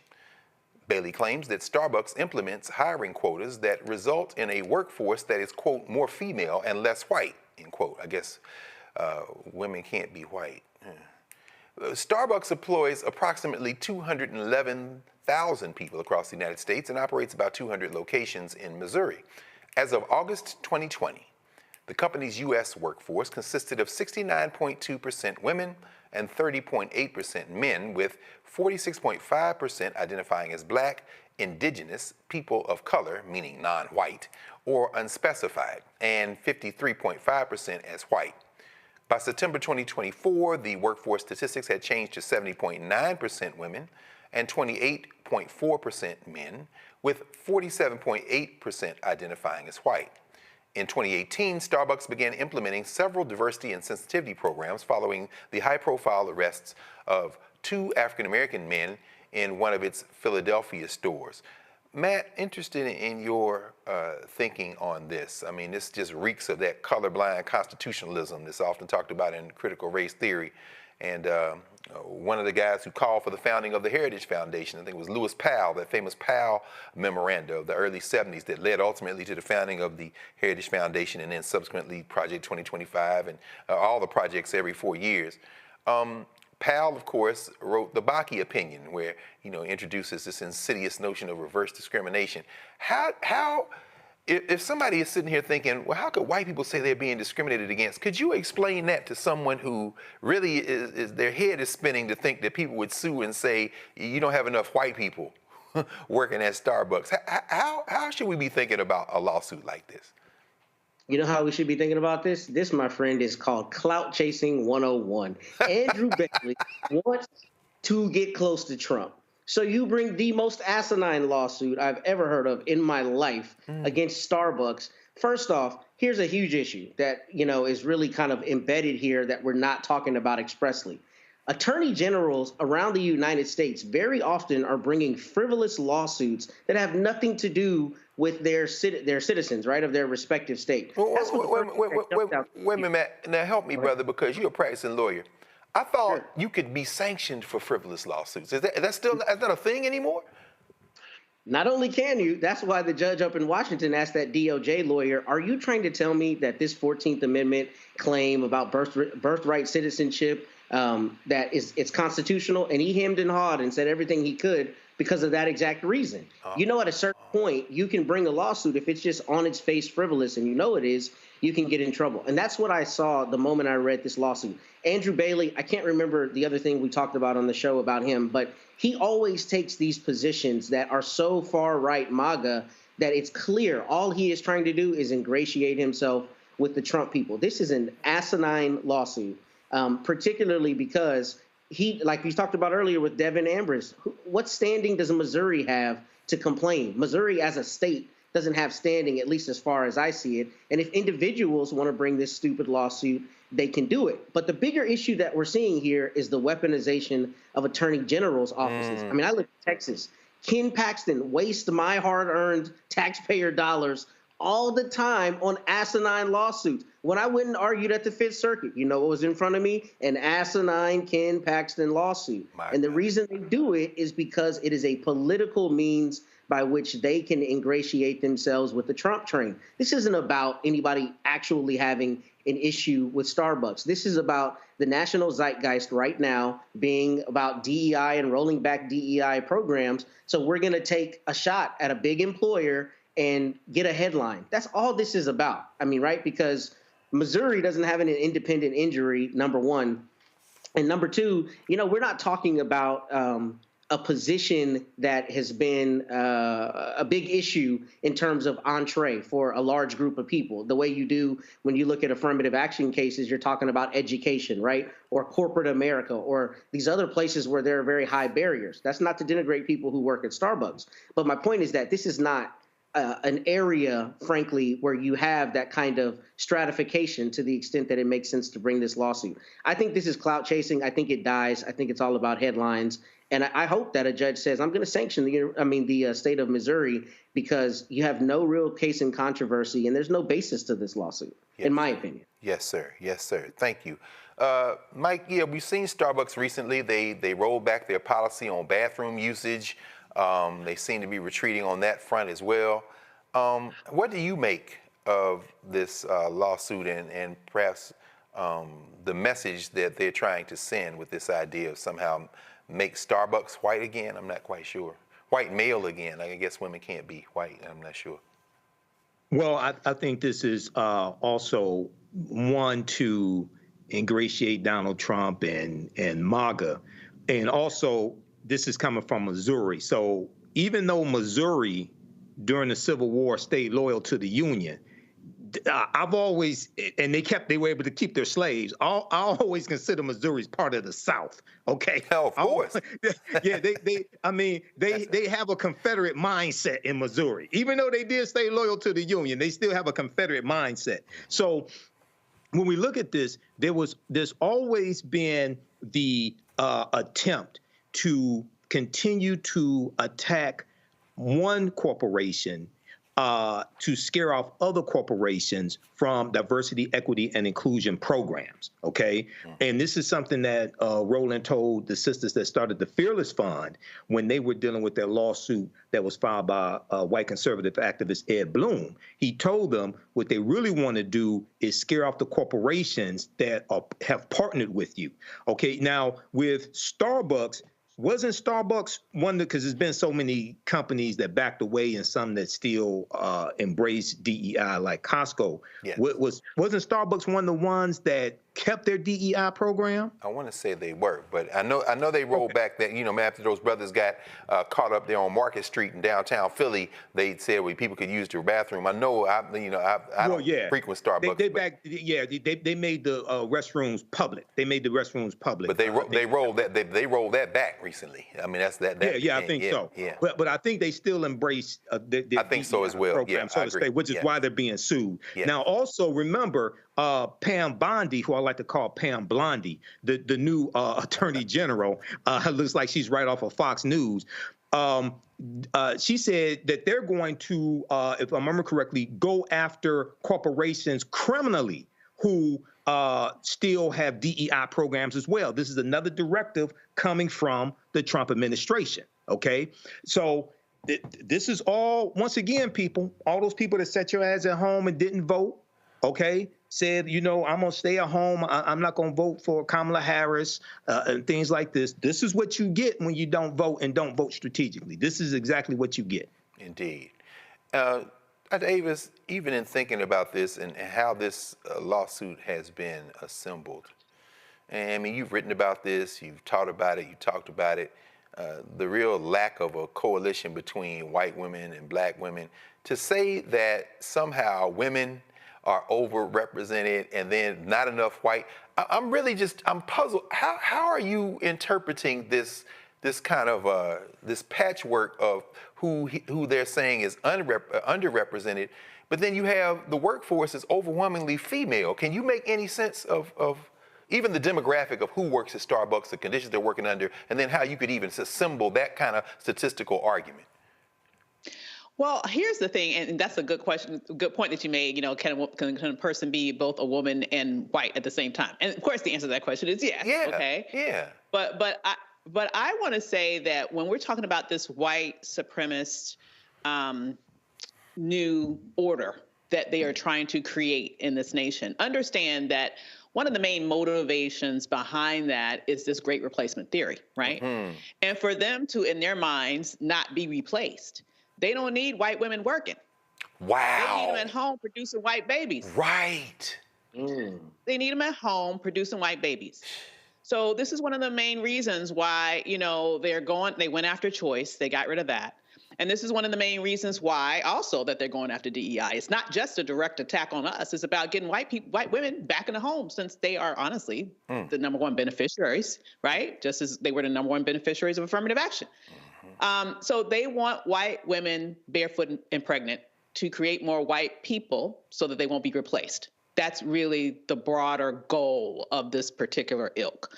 But I would also echo what we just heard. It's this frivolous lawsuit, as frivolous as it may be, I also believe is an intimidation factor, because at the same time that you have organizations that are being threatened to be sued around DEI, and the ridiculousness of some sort of criminal investigation over something that's not a crime, like that in and of itself is another example of authoritarianism, right? Something is a crime because I say it's a crime, not because it's actually against the law. Hello. And now we're in this situation where you now have this attorney general. And the thing that I'm concerned about here, in all seriousness, though, is that the right is very, very coordinated. They are very coordinated and they are very organized. And what they do is when something happens one place, they mimic it all over the country. Yeah. And so I really believe what they're trying to do is to say, okay, we have very overtly attacked DEI, and I want to say this very specifically because I think sometimes people don't understand this. When I'm speaking about DEI, I'm not just talking about people who work in a DEI space or work in a DEI office, though they obviously are at the center of the target.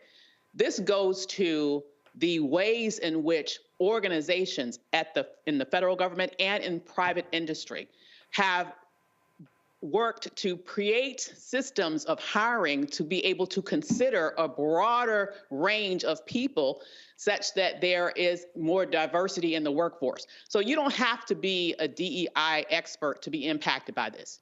If you are Black and you are trying to get a job or you're trying to get a contract as a Black business owner, DEI policies expanded the pool so that you would be considered.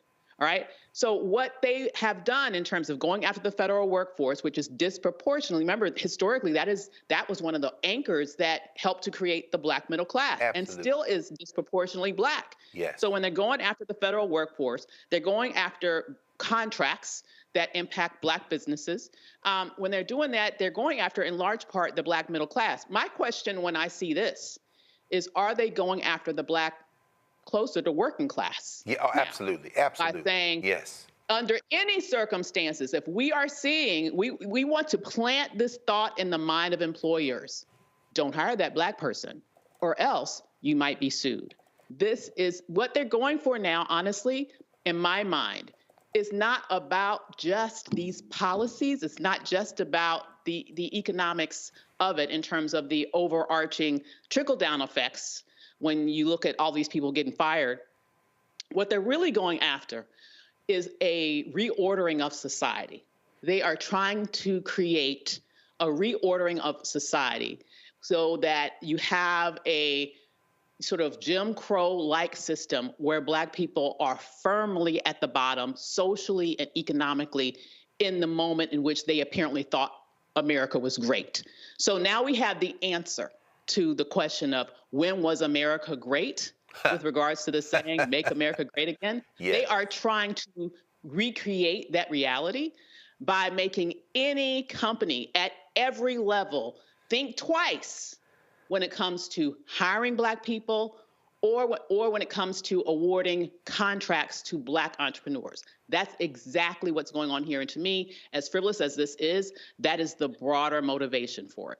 Absolutely. I was trying to see if Starbucks posted some of its demographic broken down at the intersection of gender and race, and at least from their website, it appears that Black females only make up 5.8% of the workforce, Black males 22.3%, but it looks like white females are 12.8%. Looks like the biggest group working at Starbucks, and this is as of 2024, the report says, looks like they have Latino female, Hispanic or Latinx might be the biggest group. Well, no, 9.3%. So white females are.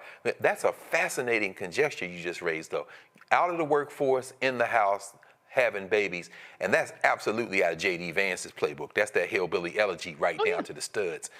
Oof, man, I tell you, these people are insane. Okay, y'all, we're going to take a quick pause. Roland Martin Unfiltered will be right back on the Black Star Network.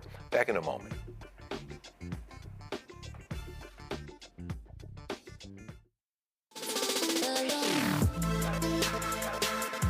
Hey y'all, welcome to The Other Side of Change, only on the Black Star Network and hosted by myself, Rhea Baker, and my good sis, Jamira Burley.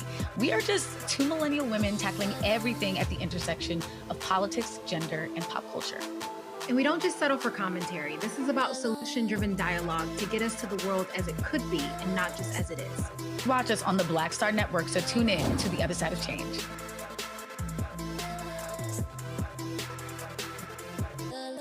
How you doing? My name is Mark Curry, and you're watching Roland Martin Unfiltered. Deep into it, like pasteurized milk without the 2%. We getting deep. You want to turn that shit off? We're doing an interview, motherfucker.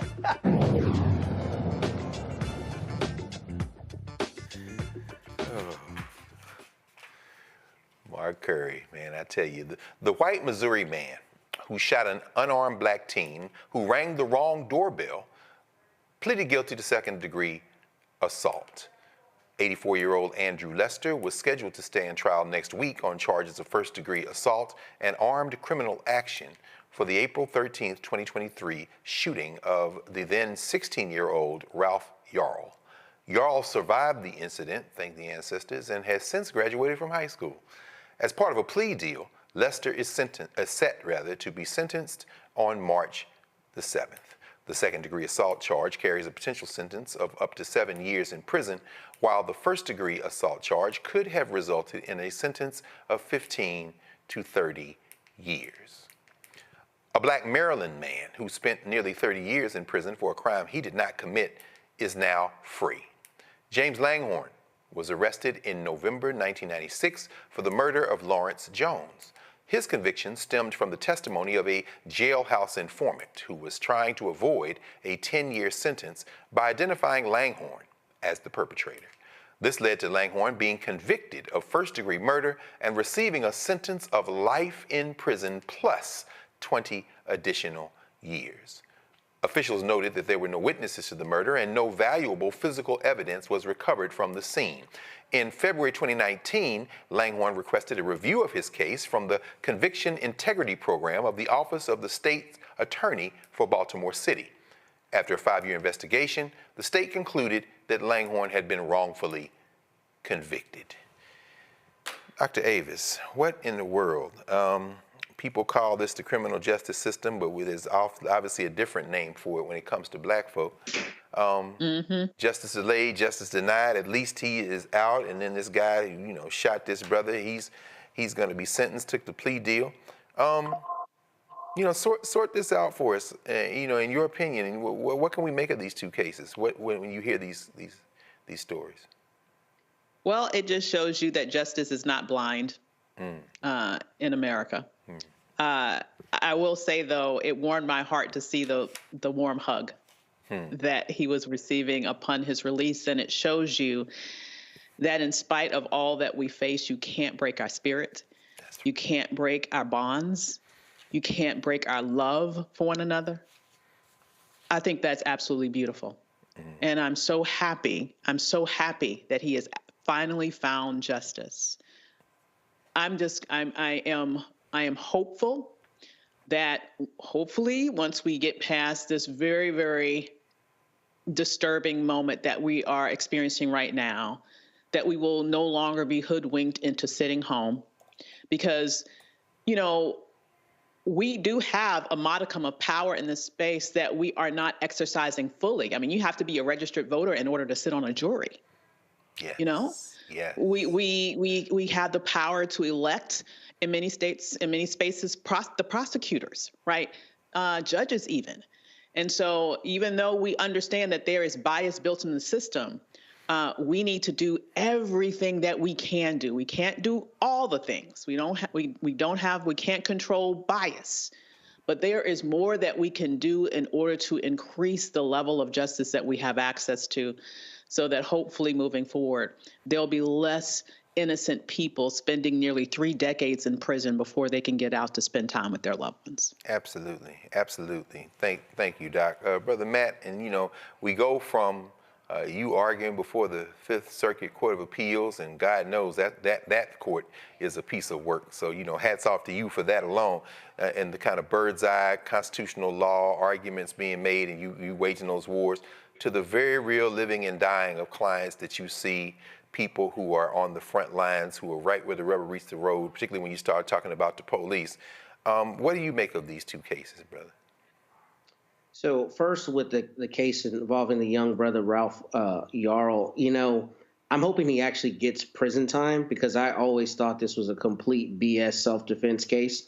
I've defended hundreds of people in very serious cases, and, he's on the other side of his door. This is a child. I mean, there's no evidence that he was in any way harming this man. So the fact that he pled to a second degree assault rather than first degree, that's common. That happens all the time, where somebody's going to take responsibility, so the prosecutor's giving them a lesser. But what you see he's already doing is angling for either probation or some kind of, home arrest rather than going to prison.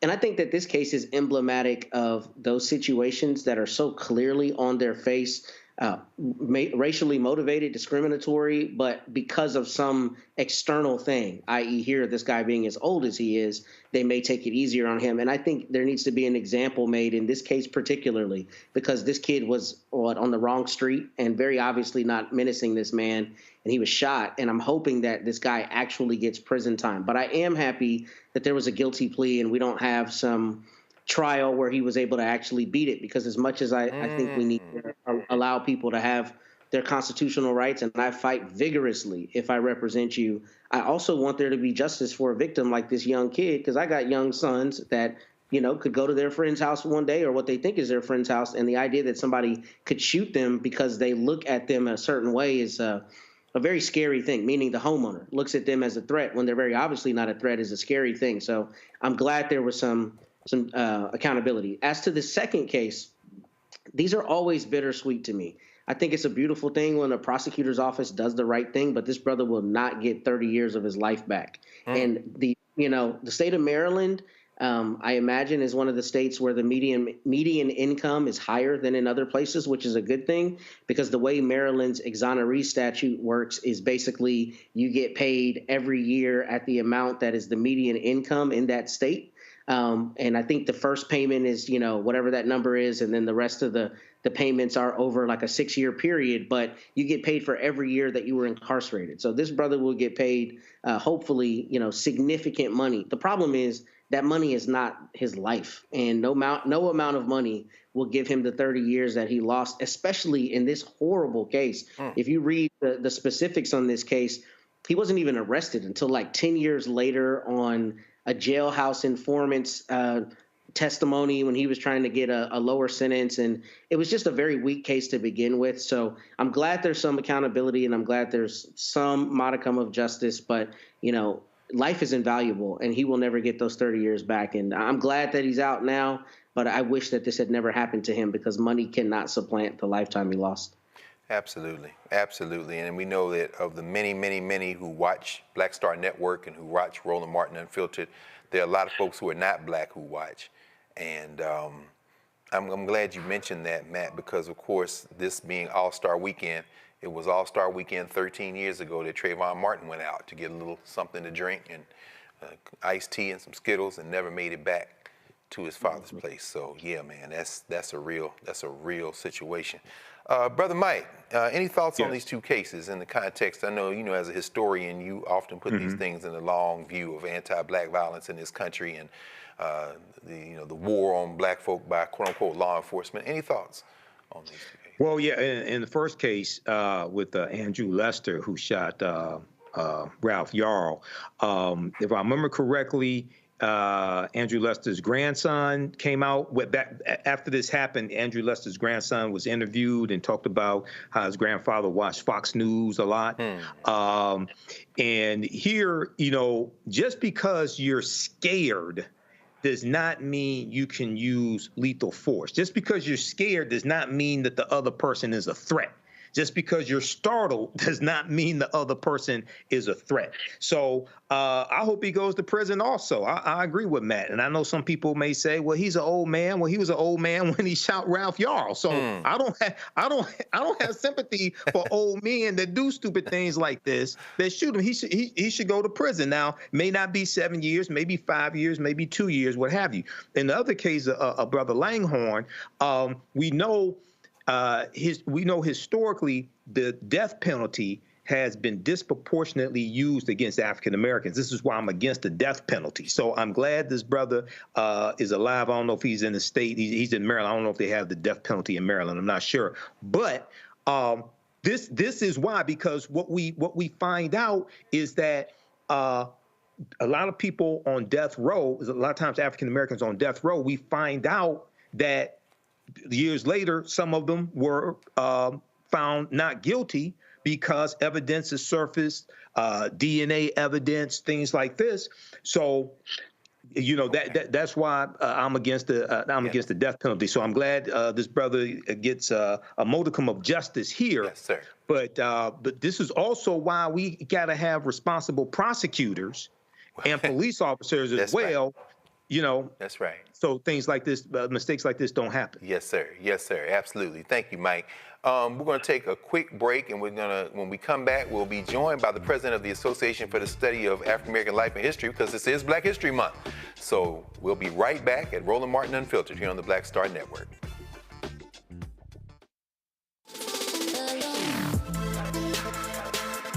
Hey y'all, welcome to The Other Side of Change, only on the Black Star Network and hosted by myself, Bria Baker, and my good sis, Jamira Burley. We are just two millennial women tackling everything at the intersection of politics, gender, and pop culture. And we don't just settle for commentary. This is about solution-driven dialogue to get us to the world as it could be and not just as it is. Watch us on the Black Star Network, so tune in to The Other Side of Change.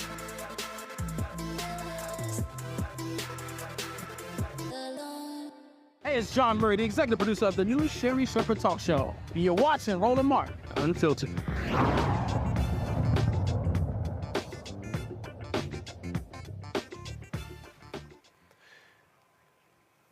The year was 1926, and a man who came out of the coal mines in West Virginia, Carter Godwin Woodson, acting in concert with his adopted fraternity, Omega Psi Phi, and coming in the wake of the great Mary Church Terrell, who had said Frederick Douglass's birthday should be a national holiday in Washington, D.C. Woodson picked up on that vibe and, of course, said that the second week in February should be Negro History Week. And all these years later, we are joined during Black History Month by the 30th president of the Association for the Study Association for the Study of African American Life and History, the 8th woman to hold that title. And Dr. Whitehead, I believe that Mary McLeod Bethune president before. I know she was president when Woodson made transition, but we are really honored to be joined tonight by Dr. Carsonia, or Kay, Wise Whitehead, who is a professor of communication and African American studies at Loyola University, Maryland. You might be coming from class now, Prof. I know how you hard-working professors are. You know, y'all be going to class. Founding executive director of the Carson Institute for Race, Peace, and Social Justice. Award-winning radio show host, if y'all have ever heard on WEAA, Today with Kay, that's 88.9 FM. Author of multiple books, 5 books, one of the most sought-after keynote speakers in the country, and, of course, a proud member of Delta Sigma Theta sorority, and is going to be our generous host here in Washington, D.C. for one of the events of the Black Year in this country, and that is, of course, the annual Luncheon by Asala. Welcome, Dr. Whitehead, to Roland Martin Unfiltered. Thank you so much. It is an absolute pleasure to be here, to have an opportunity to talk about Black history, to celebrate Black history, and to uplift Black history. Yes, ma'am. Talk to us, please, Madam President. Tell us, tell us a little bit about the association and the week and the luncheon and the theme for this year, which, of course, is so very powerful. Thank you so much. Well, I want to go back a little bit to 1926, when Dr. Carter G. Woodson, that you said, we needed to have some time set aside to talk about Black history and to make sure our children are learning about it. I'm a pastor's kid, so I'm in the old-fashioned world of you got to write history across their forehead. When they wake up in the morning, when they go to bed at night, we need to keep reminding our young people of who we are, who they are, and who we are destined to become. Dr. Carter G. Woodson said, look, the Black folks are already celebrating Lincoln's birthday on the 12th of February, and now they're celebrating Frederick Douglass's self-selected birthday on the 14th. Let's use that week for Negro History Week. By the 1960s, it became Black History Week, and then in 1976, pushed forward by the members of Omega Psi Phi fraternity and other college students, it became Black History Month, with President Gerald Ford being the first president to proclaim it. This year, our theme is African Americans and labor. Now, every time we choose a theme, sometimes 2 to 3 years in advance, sometimes it lands up perfectly in line with where we are as a nation. Yes. And if nothing else, this year, we need to remind people, while there's an intentional erasure being done of Black folks and other people of color, that Black people help to build this country. It is our visible labor, whether it's running a corporation, whether it's running to run the White House, whether it's driving buses and stocking shelves, and our invisible labor. That's the emotional labor of raising our children, taking care of elderly parents. I'm calling it the preaching and praying and crying to keep this nation together. Yes. That's that invisible labor. So this year we set aside that time. We come together February 22nd at the largest Black History Month luncheon in the country to not just be together in one space, not just to be in community and in communion with one another, but also to talk about what is the path forward for Black folks in this country at this time. Yes, ma'am. And, I'm sure there's some people listening tonight who are saying, I could make it to D.C. on the 22nd. And, now, this is one of the things I love about Asala. It's not going to be just the luncheon, and we got titans like Mary Frances Berry, of course, and President Mark Morale of the Urban League, and, of course, Edmund McMorris, one of our stalwart members of the media and the press corps. But there's going to be a book signing event. So there is. Please talk to us a little bit about that and what we could expect if you come to this luncheon. So you can still come. We will always drop another chair. We will not tell you, like it says in the Bible, that there's no room for you at the end. There's always room for you at the end. You can go to asala.org, ASALH.org, and get a ticket. From 10 to 12 p.m., we have a book signing. We'll have authors from every walk of life. Mary Frances Berry will be there with her new book. I'll be there with my new book. I mean, books are out, and people will be there to sell them. We start the luncheon at 12 p.m. Not just good food for your stomach, but also we're feeding your mind, we're feeding your spirit, we're feeding your soul. It's about imagining a new way forward. And to do that, we've got to talk to each other, we got to be in community together, and we got to figure out that if you're in Massachusetts and you're in New York and I'm in D.C., how do we work together so that we're moving forward collectively? Not individual action, but a collective movement that needs to take place. It's going to start at the luncheon and then spread out from there. Wonderful, wonderful. So I'm going to make sure I get my copy of my mother's tomorrow, Dispatches from Baltimore's Black Butterfly. Baltimore, stand up. We got to get that new book from you, Dr. Whitehead. So, Dr. Avis, let's bring the panel in just for a second. This is a unique opportunity. We want to make sure everybody gets a chance to engage with you. Dr. Avis, any conversation with or question for Dr. Whitehead, K. Whitehead? Yes, thanks so much for the work that you do. I'm a big lover of Black history. I think in my next life I will be a historian. That's going to be the goal. Okay. So my question to you is, at a time in which our history is literally under attack in this nation, what are some of the things that ASALH is doing in order to make sure that our history isn't lost? Thank you so much. What a great question. And let me just say, sister, that there's always time to become a historian now, that we are all historians, whether we've studied it or whether we're sharing it with our children, whether we're learning it about it, at our kitchen table or in the archives. I think we should all be the ones who are pushing forward our legacy. And I know that you do this every day on Roland Martin. My platform consists of three major points to answer your question. One is about preserving Black history. And I'm making the argument, as Timothy Snyder does in his book on tyranny, where he says, find an institution you believe in and you defend it with everything you have. I'm telling people that institution at this moment is ASALH. Defend ASALH with everything you have, not just with your thoughts and prayers, although we appreciate those, but with your money as well. Like, you've got to be able to defend to make sure that we can continue to do the work. I tell people, give your tithes to the church, give your offerings to ASALH, because we have to make sure that we can continue to do the work. Second is to promote Black history. I tell people that everybody has a platform, even if only one person is watching. Use every platform you have to tell the truth about who we are. Lies are being told about Black folks in this country at this moment. We have to be as quick as possible to tell the truth. We know that a lie will be halfway around the world before the truth even puts their shoes on. We got to be quicker than that. We got to tell our story all the time. And if we're preserving Black history and we're promoting Black history, well, then we're protecting Black history.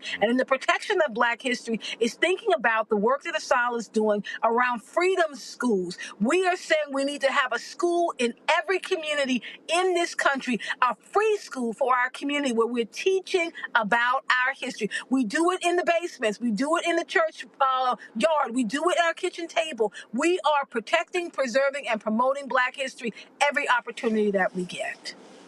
Thank you, Dr. Kay, and thank you, Dr. Avis. Let's get something from Brother Matt. Brother Matt, any questions, comments for Dr. Whitehead? Yeah, I'll keep it short. I'll say we're both PKs, but only one of us is qualified to be a preacher, and that's you, not me. But, Dr. Whitehead, my question for you is real quick. We're watching, obviously, the erosion of the teaching of Black history in public schools. Does ASALH have any kind of literature or any program that it has for young people to help supplant what is being lost, which was already little, but is now nil? Any guidance you have on that, I'd appreciate. Thank you so much. I really appreciate that question. We have two publications. One is our Journal of African American Life and History, JAA, which is for academics, for professors, where it's all the research about what's going on in our community. The other one that speaks directly to your question is our Black History Bulletin. Dr. Carter G. Woodson wanted to make sure that teachers and parents have a resource they could use to always teach their children about what's happening. In our Black History Bulletin, we have lesson plans for teachers. We have resources for parents. You can take that and you can take it right into your home and you can start teaching wherever you are. You couple the Black History Bulletin with our freedom schools, and there will always be environments where teaching is going on. We're asking people to join with us to connect with our local branches, because ASALA is a national organization, but we have local branches. There are branches in cities around the country. Find the ASALA branch in your community, join with them, and then you can connect and get the resources. Thank you, Madam President. And finally, our brother Michael Imhotep, a long-time historian and a long-time supporter of ASALA. Brother Imhotep, any questions for Dr. Whitehead? Hey, Dr. K, this is Michael Imhotep of the African History Network show. Yes, we know that there has been an annual theme for Black History Month, African American History Month, going back to 1928. And that theme helps to give purpose. Some of the themes have dealt with the continent of Africa. And we also know that Dr. Woodson did extensive research on Africa, and his last 3 articles dealt with ancient Egypt. Can you talk about the importance of having an annual theme, knowing what it is, and how to incorporate that annual theme into celebrations that people have for Black History Month, please? Thank you for that question. I really appreciate it. One of the things that Dr. Carter G. Woodson thought was important, we need to pull out an aspect of our experience, of this experiment called democracy. We need to pull something out to uplift it. And so in that same vein, we do have a theme. Last year was African Americans in the arts, where we talked about the contributions that Black folks have made in terms of music, poetry, writing, prose, dance. This year, when we started thinking about the work that labor movements have had on the existence of this country, from Mary McLeod Bethune to Shirley Chisholm, we thought this was the perfect year to do that kind of conversation. And little did we know, with the change in the White House, with the change in this country, with the change in the WIN movement, that nothing else would be more important than making sure that people understood what our contributions are. And as quickly as they're trying to erase it, we're moving even faster to make sure they understand that our history is written in pen, not in pencil, and it can never be erased.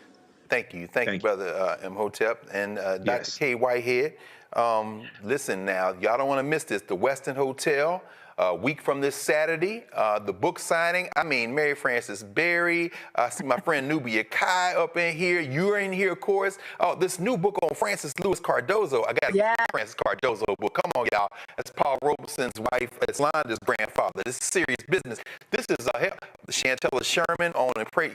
I don't know if these Negroes ready to deal with eugenics, Dr. Whitehead. Y'all, you don't want to miss this. And then we'll end with this. I just want to ask you, this is the 110th year, right? You're going to be in Atlanta in September. Is that right? Yes, we are. We're going to be in Atlanta.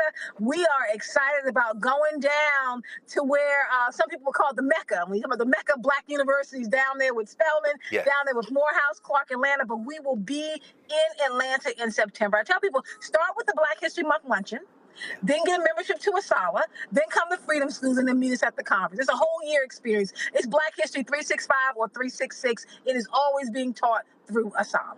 Beautiful, beautiful. I've only seen maybe one picture of Carter G. Woodson with a smile on his face, but something tells me he's smiling from the ancestral realm to have you sitting in the seat. The 30th president, 8th woman to be in that chair, president of the Association for the Study of African American Life and History, Dr. K. Whitehead, at ASALA, ASALH.org.